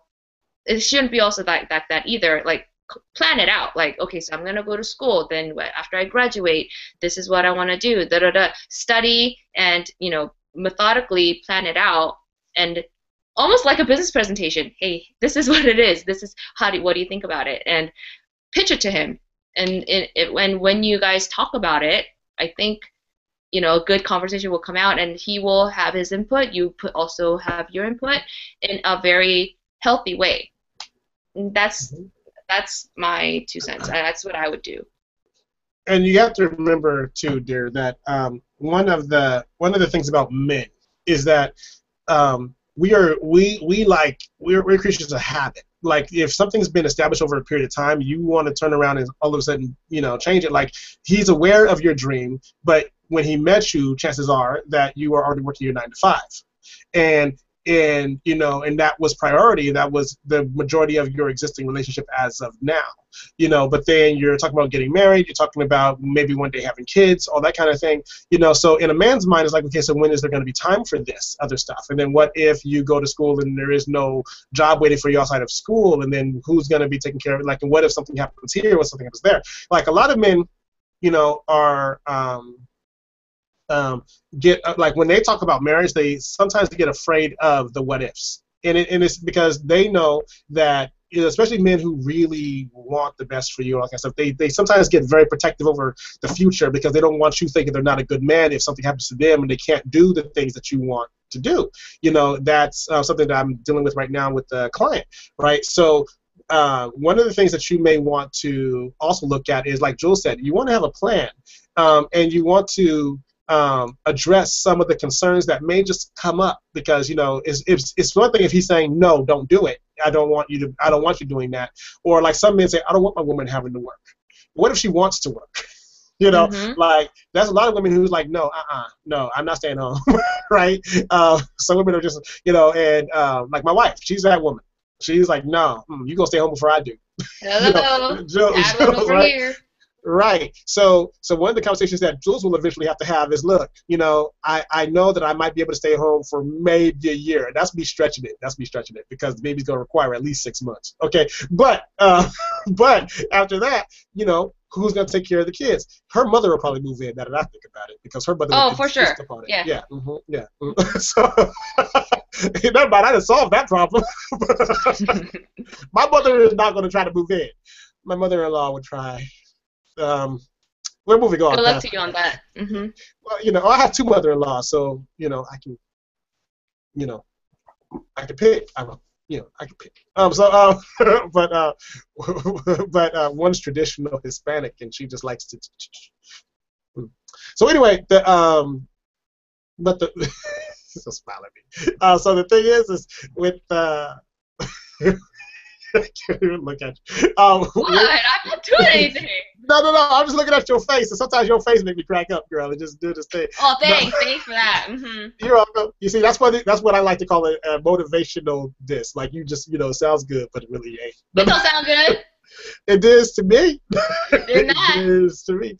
But the the thing is, like when a man is, trying to build a future for his woman, right? He's thinking, for some reason, he thinks, I must do this for you, not we're doing this together. But traditionally, that's not what men are taught. They're not taught, we're doing this together. We're planning out our dreams, our hopes, our goals together. It's, I'm doing this for you. The wedding is for you. This is for you. The house is for you, blah, blah, right? So sometimes men get into that, especially when they're in the middle of thinking, we're about to get married. So what you want to do is you want to approach the topic in a way where one thing that I have seen work is go do a couples cooking class together, as a date. I've always loved doing this. This is something, if you catch him in the right frame of mind, girl, and ain't nothing sexier than a woman who knows her way around the kitchen. Now, women love a man who can cook. That's one of the ways I caught my woman. It didn't hurt that she couldn't cook. But it's also, there's something about somebody in a space where they're confident. Like if, there are places where I'm more confident than others, right? So if I'm in my confident space, then, friends have said, D, you just sexy in that space, and they're not even into me like that. But they're like, that's your spot. I know Jules' confident spot because she has this little horse step she does when she's in that spot. It's really kind of funny. You know what I'm saying? Like it is hilarious. Like she is there, right? But I know the signs of she's confident, not just good at it. She's confident at it. It's just she's killing it. So when it comes to your thing, like take him into your space. Take him into the place that makes you feel whole, because you don't want to exclude him from that part of your life. And a lot of us try to separate it. So, and I'm guilty of that, in the past. So I know, bring them into your space. Show them why you love doing what you do. I went to my wife's classroom and saw her working. And she loved the effect she had on those kids in there. And then I've seen her tutor, and I've seen her do all kinds of incredible things, and publicly speaking. And my wife publicly speaking, to me, just blew my mind. You see what I'm saying? But she kills it every time when this has to do with the betterment of the group or whatever. And so take him into that space with you, and you'll be, and especially because I'm getting the idea that you're just more nervous about it because it's a change. And life is about change and growth. And when you're preparing to be married, it's about doing it together. Because one day he might come to you and say, you know what, I've always wanted to own a boat. Remember that. Remember this moment when he says, babe, I've always wanted to own a boat. And you're like, we don't, we ain't doing no boat. Well, understand, people have dreams. And as long as it makes sense, I'm not saying, hey, he let you go to school so you let him get a boat. Especially because he can't swim. Like, you got to think about some of these things, you got but you know, weigh things out together, take them into your space, see how it is. Like I could never, if I were Jules' man, I couldn't say, hey babe, I want to get a boat so we can cruise around. Why? Because she's gonna throw up the whole time. Yep. So Hence I why would I would have. not go on a cruise either. We'll talk about it. Just saying. You know, we'll get Dramamine Anyway. as a sponsor. Mm, Sponsored by Dramamine. yep. So anyway, so that would answer that question. But that was a really good question, actually. I like Mm-hmm. that one because that's a very common situation, and we don't want to get so in our heads about situations that we don't just address them. But You you know, know that's what? kind of This what is funny. This is also, I mean, it's not only with just your spouses or your significant other. Sometimes it's like with your parents too. Like I remember I was so scared to tell my mom some things, you know, like or my parents just, you know, like talk about this or talk about that, whether it be like my career, or whether it be relationship, or whether it be like my past and you know what they don't know, you know, secrets that I kept from them, and you know there was a point when in my life I wanted to not have any secrets with, especially my parents. Like I don't know why, all of a sudden I needed them to know everything. Um, mm-hmm. and not that there was a whole lot of secrets, but you know I didn't want to have anything holding me back or make me feel like I'm not I'm not being honest. And so I had a trip to Korea one time where I had like a discussion with my mom over like a train ride. I was so nervous to talk to her because I was worried everything was in my head like, oh, is she gonna like hate me? Is she gonna blame me? Is she gonna think I'm a horrible daughter? Is she gonna think, you know, I'm not good enough or whatever it was? Like, does she not gonna you know believe me? Is she not gonna support me in like my choices or blah blah blah whatever? All those Mm-hmm. things. And it wasn't just in that moment. It was for like a long time because I haven't.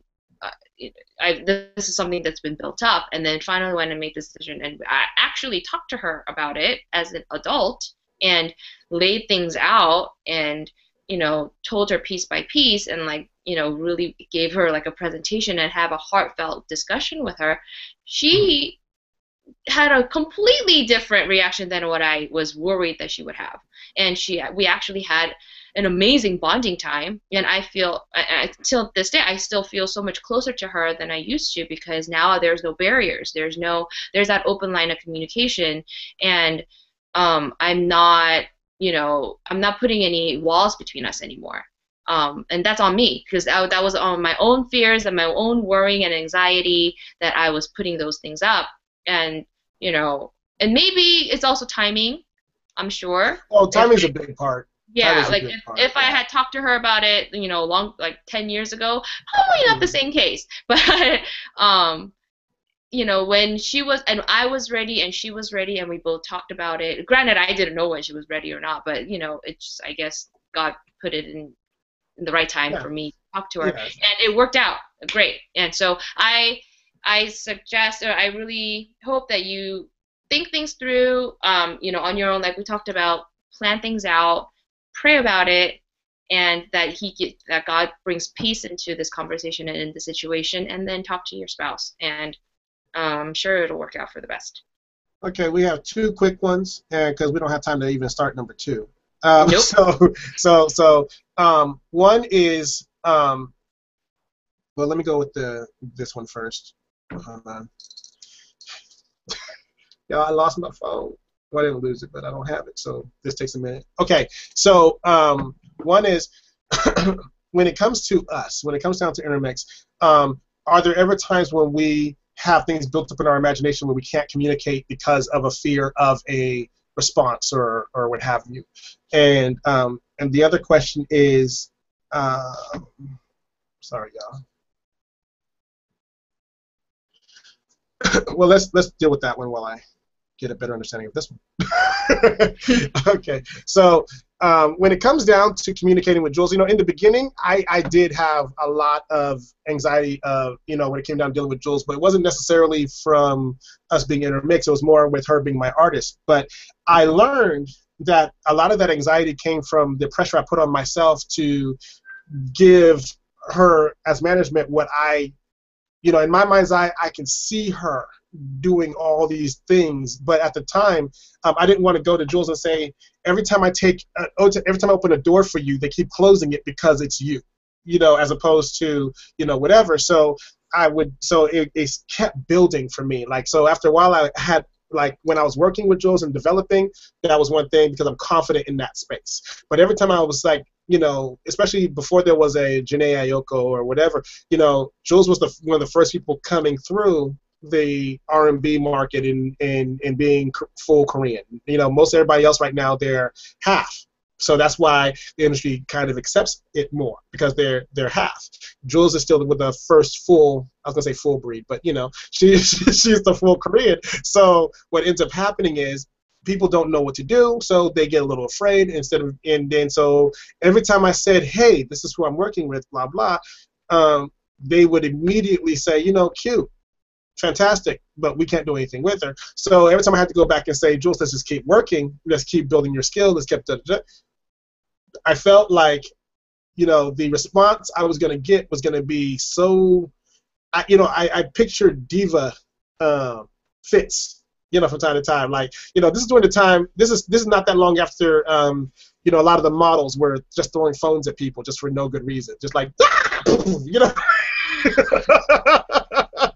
You know, cell phones were just getting tossed back in the modeling industry for a while. They're like people had no respect. And those phones weren't light like they are now. Those phones were like bricks back then. So, so I used to have a bit of anxiety when it came down to saying, okay, you know, this is my thought. This is how I want to work it out. Blah blah. So, so one thing that's starting to happen now, more so than any other time, I think, is I've always, you know, we've always been able to communicate really well. You know, we just have you know, we have this connection that annoys my wife because we can talk and not talk at the same, you know, when it comes down to me and Jules and such.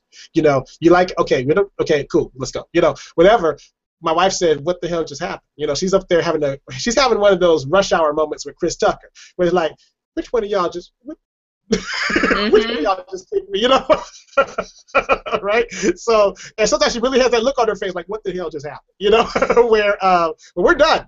Our conversation's done. We done both kicked you, so you know it's good. But but the but the thing is, back then I learned to think about what I was going to say and then find 3 different ways to say it. But it wasn't because of Jules. Actually, it was originally it was because I had a partner who needed me to explain things quite a few times, right? So I was like, okay. But then I took that over to how I dealt with Jules, because I was trying to avoid diva moments, because I always saw them in my head, because I figured, like, she's that good, so she's probably been told she's that good forever. So because of that, blah, blah. It's kind of like how people in relationships, they say, well, this is what they expect from me. This is what it's always going to be like. So how do I talk to them about what I want to do? Because blah, blah. You know, they have this image of, he's going to break up with me. She's going to, you know, she's going to light the house on fire. She's going to say, go to sleep. You know, and then I'm not going to wake up. You know, stuff like that. Like, men have these fears sometimes too, by the way. But, you know, because the last thing you see are those eyes looking at you when you're going to sleep. Like, oh, really? You're going to go to sleep? Okay, go sleep. Go sleep. Well, I never, ever want to be that guy with Jules' eyes standing over. I just thought about it. It was a very spooky feeling just now. Y'all see them eyes, how they do these things through the lens? Can you picture that? Like, she'd be like, are you going to go sleep right now? She would say, just like that. That's not sweet. That's like half one eye open, now one eye closed. Oh, so that's what you're going to do? You're going to go sleep right now? Okay, go sleep. Okay. Come on, go sleep. Yeah. So yeah. So, but how do you deal with that? Like, how do you deal with the anxiety and blah blah? You know, it happens in new relationships a lot, where people are like, how am I going to say what I need to say, and how's it going to come across? And some people, they don't care how it comes across. You know, they just say what they gonna say. But I'm a relationship builder, so I usually think about how it's going to come across. But now, it's not really an issue.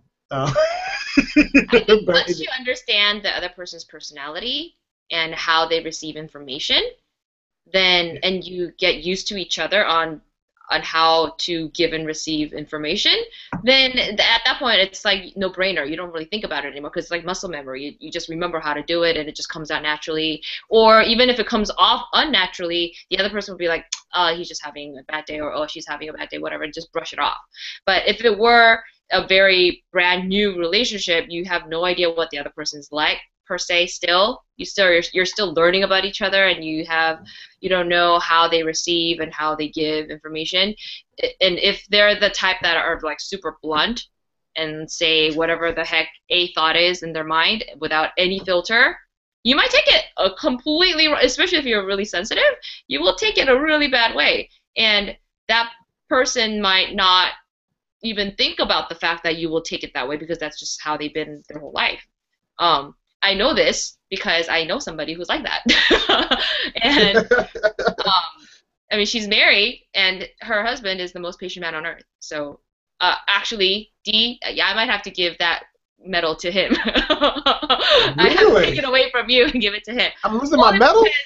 Only because your wife is nowhere near the level of this person that I know as far as but the people I deal to be patient with. Oh, true that. You're right. Okay, mate, you get it back. Okay, fine. Yeah, I'm like, look at who I deal with on a daily basis. These people. Okay, you get it back. You get it back. Bye. Taking my award away. You know what? I'm not even standing for this. I will lobby for my award back. I work hard for that doggone award. And you know what's funny is Jules is the first person who ever came in, like during a church workshop or something, and they had to describe me. She had to describe me, and the only thing she wrote was patient. Right? And I'm like, that is the funniest thing I've ever seen because no one else had ever thought about that until she wrote it out in this big old. No way, really? Yeah. But then they realized he is patient because I've dealt with all of them, individually in situations and stuff. Yeah. But no one. All I say is that's deep. But no one ever came up with the word patient, right? Until you did that, and I was like, huh. Because I hadn't even thought about, because I just go with the flow. I hadn't thought about how much patience it takes for me to do a lot of things that I was doing. So when you came up with that, people were like, now y'all know D's gonna be one of the most patient people, but D has a limit too. You got to think about it. If God has a limit, D has a limit too. so but it was funny. So I'm not letting that one go. Yeah, fine. You got it back. You got it back. Yeah. But yeah. So, like, yes, you need to, I think it's good to think about what you're going to say before you say it, for sure, in any situation. And think about, especially if you care about that thing that you just said, but it's okay. Go ahead. Huh? Never mind, go ahead. So you didn't think about what you just said to me about taking my award away? I didn't think about it. And then I thought about it again. I changed my mind. So there you go. Anyway,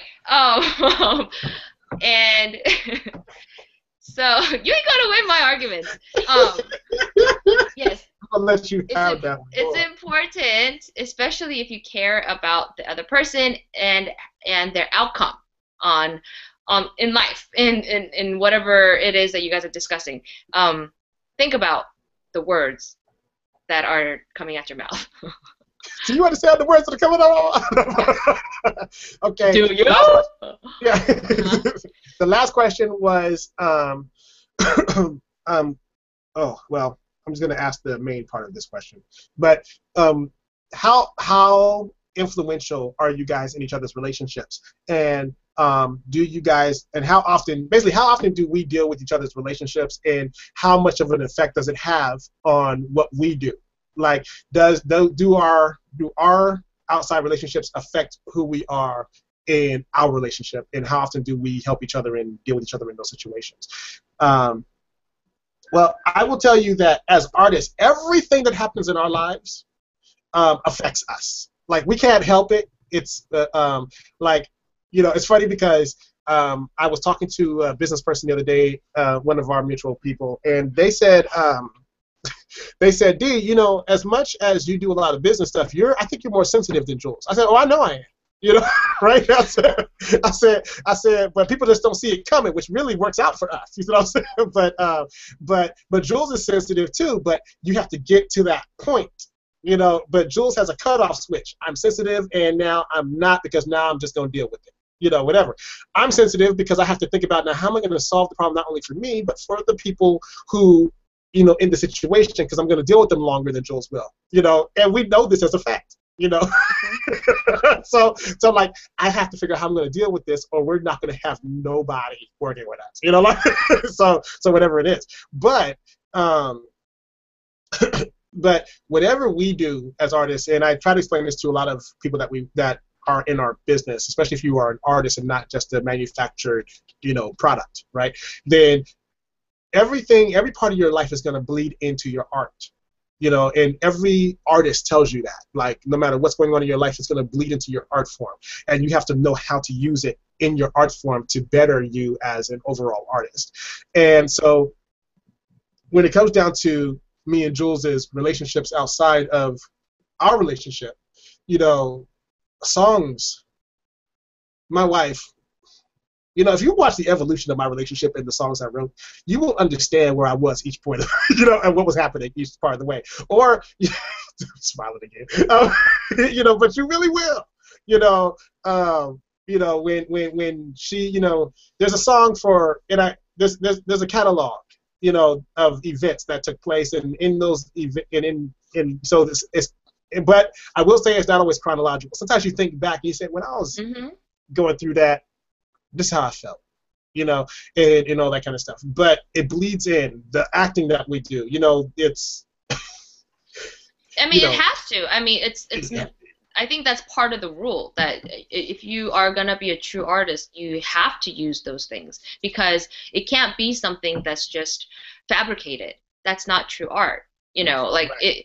With anybody, I think, who are creative, you have to use your inner source. You have to use your emotions. You have to use what's going on around you, so that you are influential. But really, like, where do you get your, you have to be influenced somewhere. You have to get inspiration somewhere, and otherwise, it's just, it's just brown paper. Like, it's not, it's just cardboard.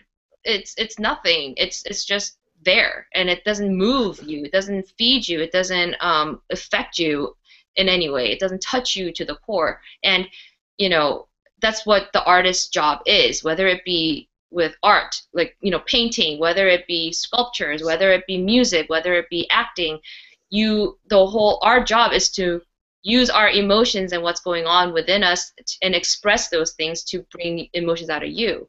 And that we connect as human beings, and that we connect on a more spiritual level that's besides just on the physicality. And if we don't do that, then you're just a manufactured artist, like not artist, sorry, manufactured product, like what Dee said. And yeah, so whatever goes on in our personal lives besides Innermix, it is gonna come into Innermix in some way, shape, or form, but not necessarily always in a bad way. And not always necessarily in a good way either, but I'm just saying we use those things. We use those situations because sometimes crap happens and we don't get to go where we needed to go, or we have to cancel appointments because life happens. That's not always a good thing, but sometimes our mutual business associate screws us over, or like something happens and it pisses me off and pisses him off or whatever, and then we get all emotionally roused up about something, we get into a fight or whatever. It's not always bad, because we use that now, that those not at each other, but we use those emotions and then put out a product through that emotion, whether it be a song, whether it be a scene, or whether it be, I don't know, whatever it is that creatively that we do, or we talk about it on the show. See, this show gives us a great outlet right now. Like, this show gives us a way to deal with a lot of things that happen, and because we deal with so many people, like, one thing you guys have to understand is, like, I have a large music industry background, so everything I deal with is, I have Jules has got a music and fashion background. I have a business and music industry background with some psychology stuff, right? So I told somebody the other day during an interview that a lot of people who are, and we do a lot of creative people. So immediately, fashion takes creativity, but fashion people aren't always on time. Music people take creativity, but music people aren't always on time. And then you got like people who look. Time is an issue for creative people. I'm just gonna put it. It's just a. And the more I Yeah. say this, it's like what? Let me just blanket this. You know why? Because we're timeless. Yeah. Oh. Hush up. Uh, and like Jenny's asking, she's like, how do you guys inspire each other? What do you do to inspire each other? Jenny is 16. She loves the show. She thought because her mother told her that tonight we were talking about something that applies to her. So she was listening to our show, watching our show. I even found out, by the way, of this event that I went to over the weekend. Real quick, there's a guy. His parents passed away. Some years ago, so he was being raised by my brother-in-law and his auntie, basically, right? So they've been raised by him they raised him for a while, and so on and so on.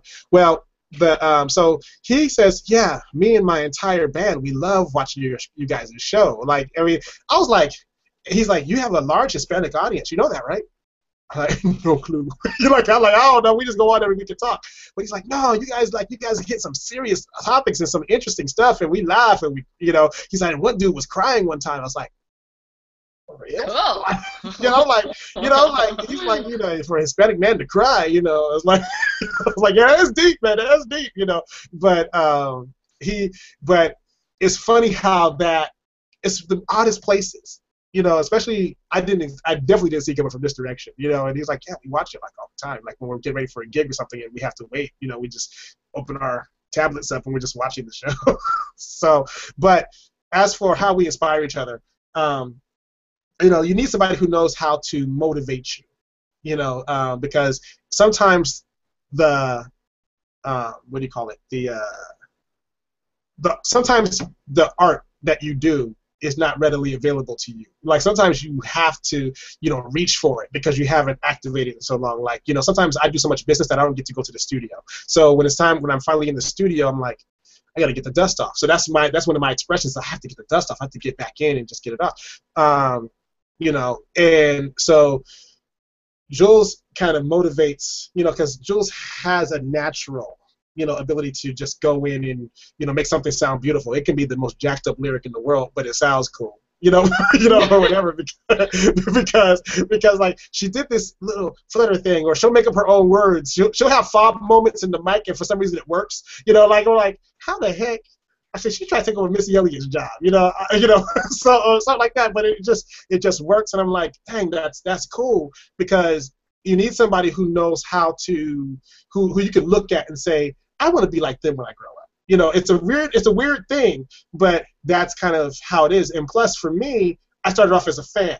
So no matter what the rest of the stuff is, I still go back to my fan moments. So even when I'm irritated, that's funny, if I'm irritated at something that's going on with Jules, or Jules saying something that, hit my sensitivity, then I'll actually put Jules' music on, like, oh yeah, that's Jules. So, like it's a weird thing, but when I need to be inspired, or I need to feel like I'm not wasting my time in certain areas of my life or whatever, I will literally just put on some of the music that made me say, I want to work with her.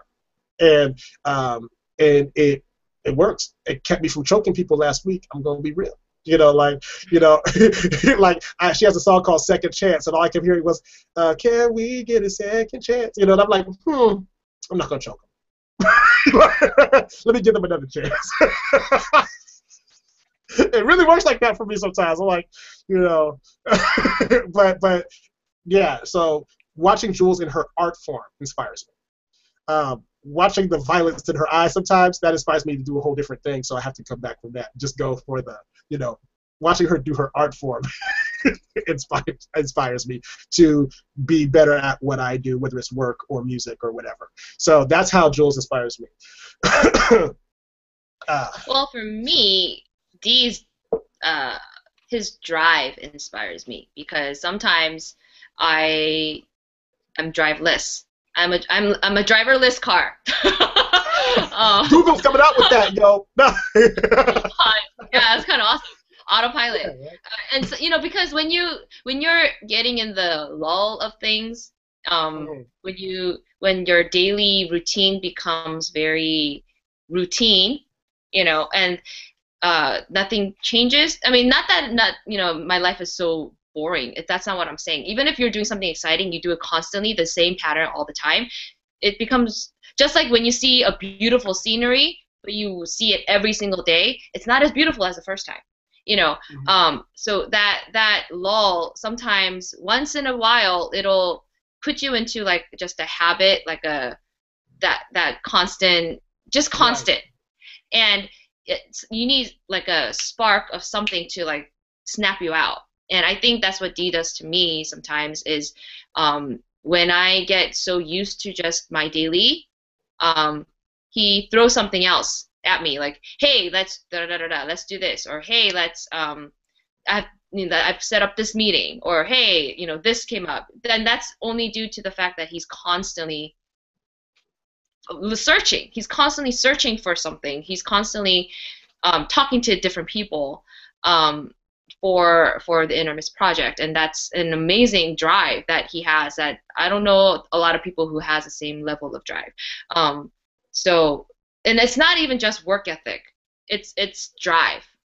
It's different for me. The determination, the determination between the two, because work ethic is one thing, but then when you have when you have put drive under that, it pushes that work ethic even harder, and more efficient. So, and I think that's something that I really hold highly, with high esteem for D. And I, anytime I talk about him, or like if I ever have to write anything on him, that is one of the main things I always talk about, is that he has this crazy drive and work ethic, but his drive really inspires me to work harder too, and put more of myself into push myself harder. So yeah, Okay. Well, I think that's our show, people. Oh, you're it sweet. is. Yeah, and then Katie says, "You guys are cute." I'm like, well, thank you very much. We try. Okay. No, we're naturally like this. Hmm. But Woke up like anyway, this. Hashtag. yeah. So once again, you guys, we had a good time tonight. We got through, the first part of we got through number one. The series is going to continue, but I think next week we're going to do something a little different so that we can kind of, break it up and take the series on. But I think that we might just go ahead and tackle this trust thing, because we're about to go into the holiday season soon, and and every time we get close to Halloween at all, I feel like we need to make sure that people are in their right mind, because when our show first started off, people Hmm. lost their mind that first year in Hmm. Halloween and started just doing some crazy things, So, so we're gonna, I think we should do. I think next week we're gonna talk about trust, and maybe I almost said hashtag, and and also cover a few, maintenance things, like how do you, while you're dealing with trust on one end, you need to also figure out if you're truly trust yourself, and that's a very important thing, because like I talked about being inspired by Jules talks about, drive and all that kind of stuff. And these things, you have to know at some point if you trust yourself to even go into the thing you really want to do. I'm working with someone right now on that, and I think since this is kind of space that I have to be in for the next couple of weeks, that it's a good idea for us all to work on it. Like, do you trust yourself to complete the task that you say you want to complete? Hmm. Do you trust, and then how do you build trust in interpersonal relationships along the way? So that'll give us, and it'll set us up for the next couple things we're going to be doing. So, yeah. Other than that, So, y'all, you guys can follow us on Instagram. Intermix And then, 360. there you go. Then there's always Facebook. You know, Intermix. I almost said hashtag intermix. Oh my god. So if I That's start something you speaking in should do hashtags, though. Hashtag Intermix everywhere, please, please, please. oh, that's true. Yeah. The Share in a Mix campaign, by the way, is coming back, and it's coming back. It's coming back in the next couple of weeks. A lot of people are asking for us to travel to see them now in their respective countries. So I think that's kind of interesting.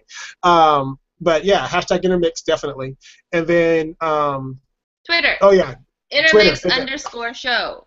and then Google Plus is Plus Intermix Show. So you guys, it's been great.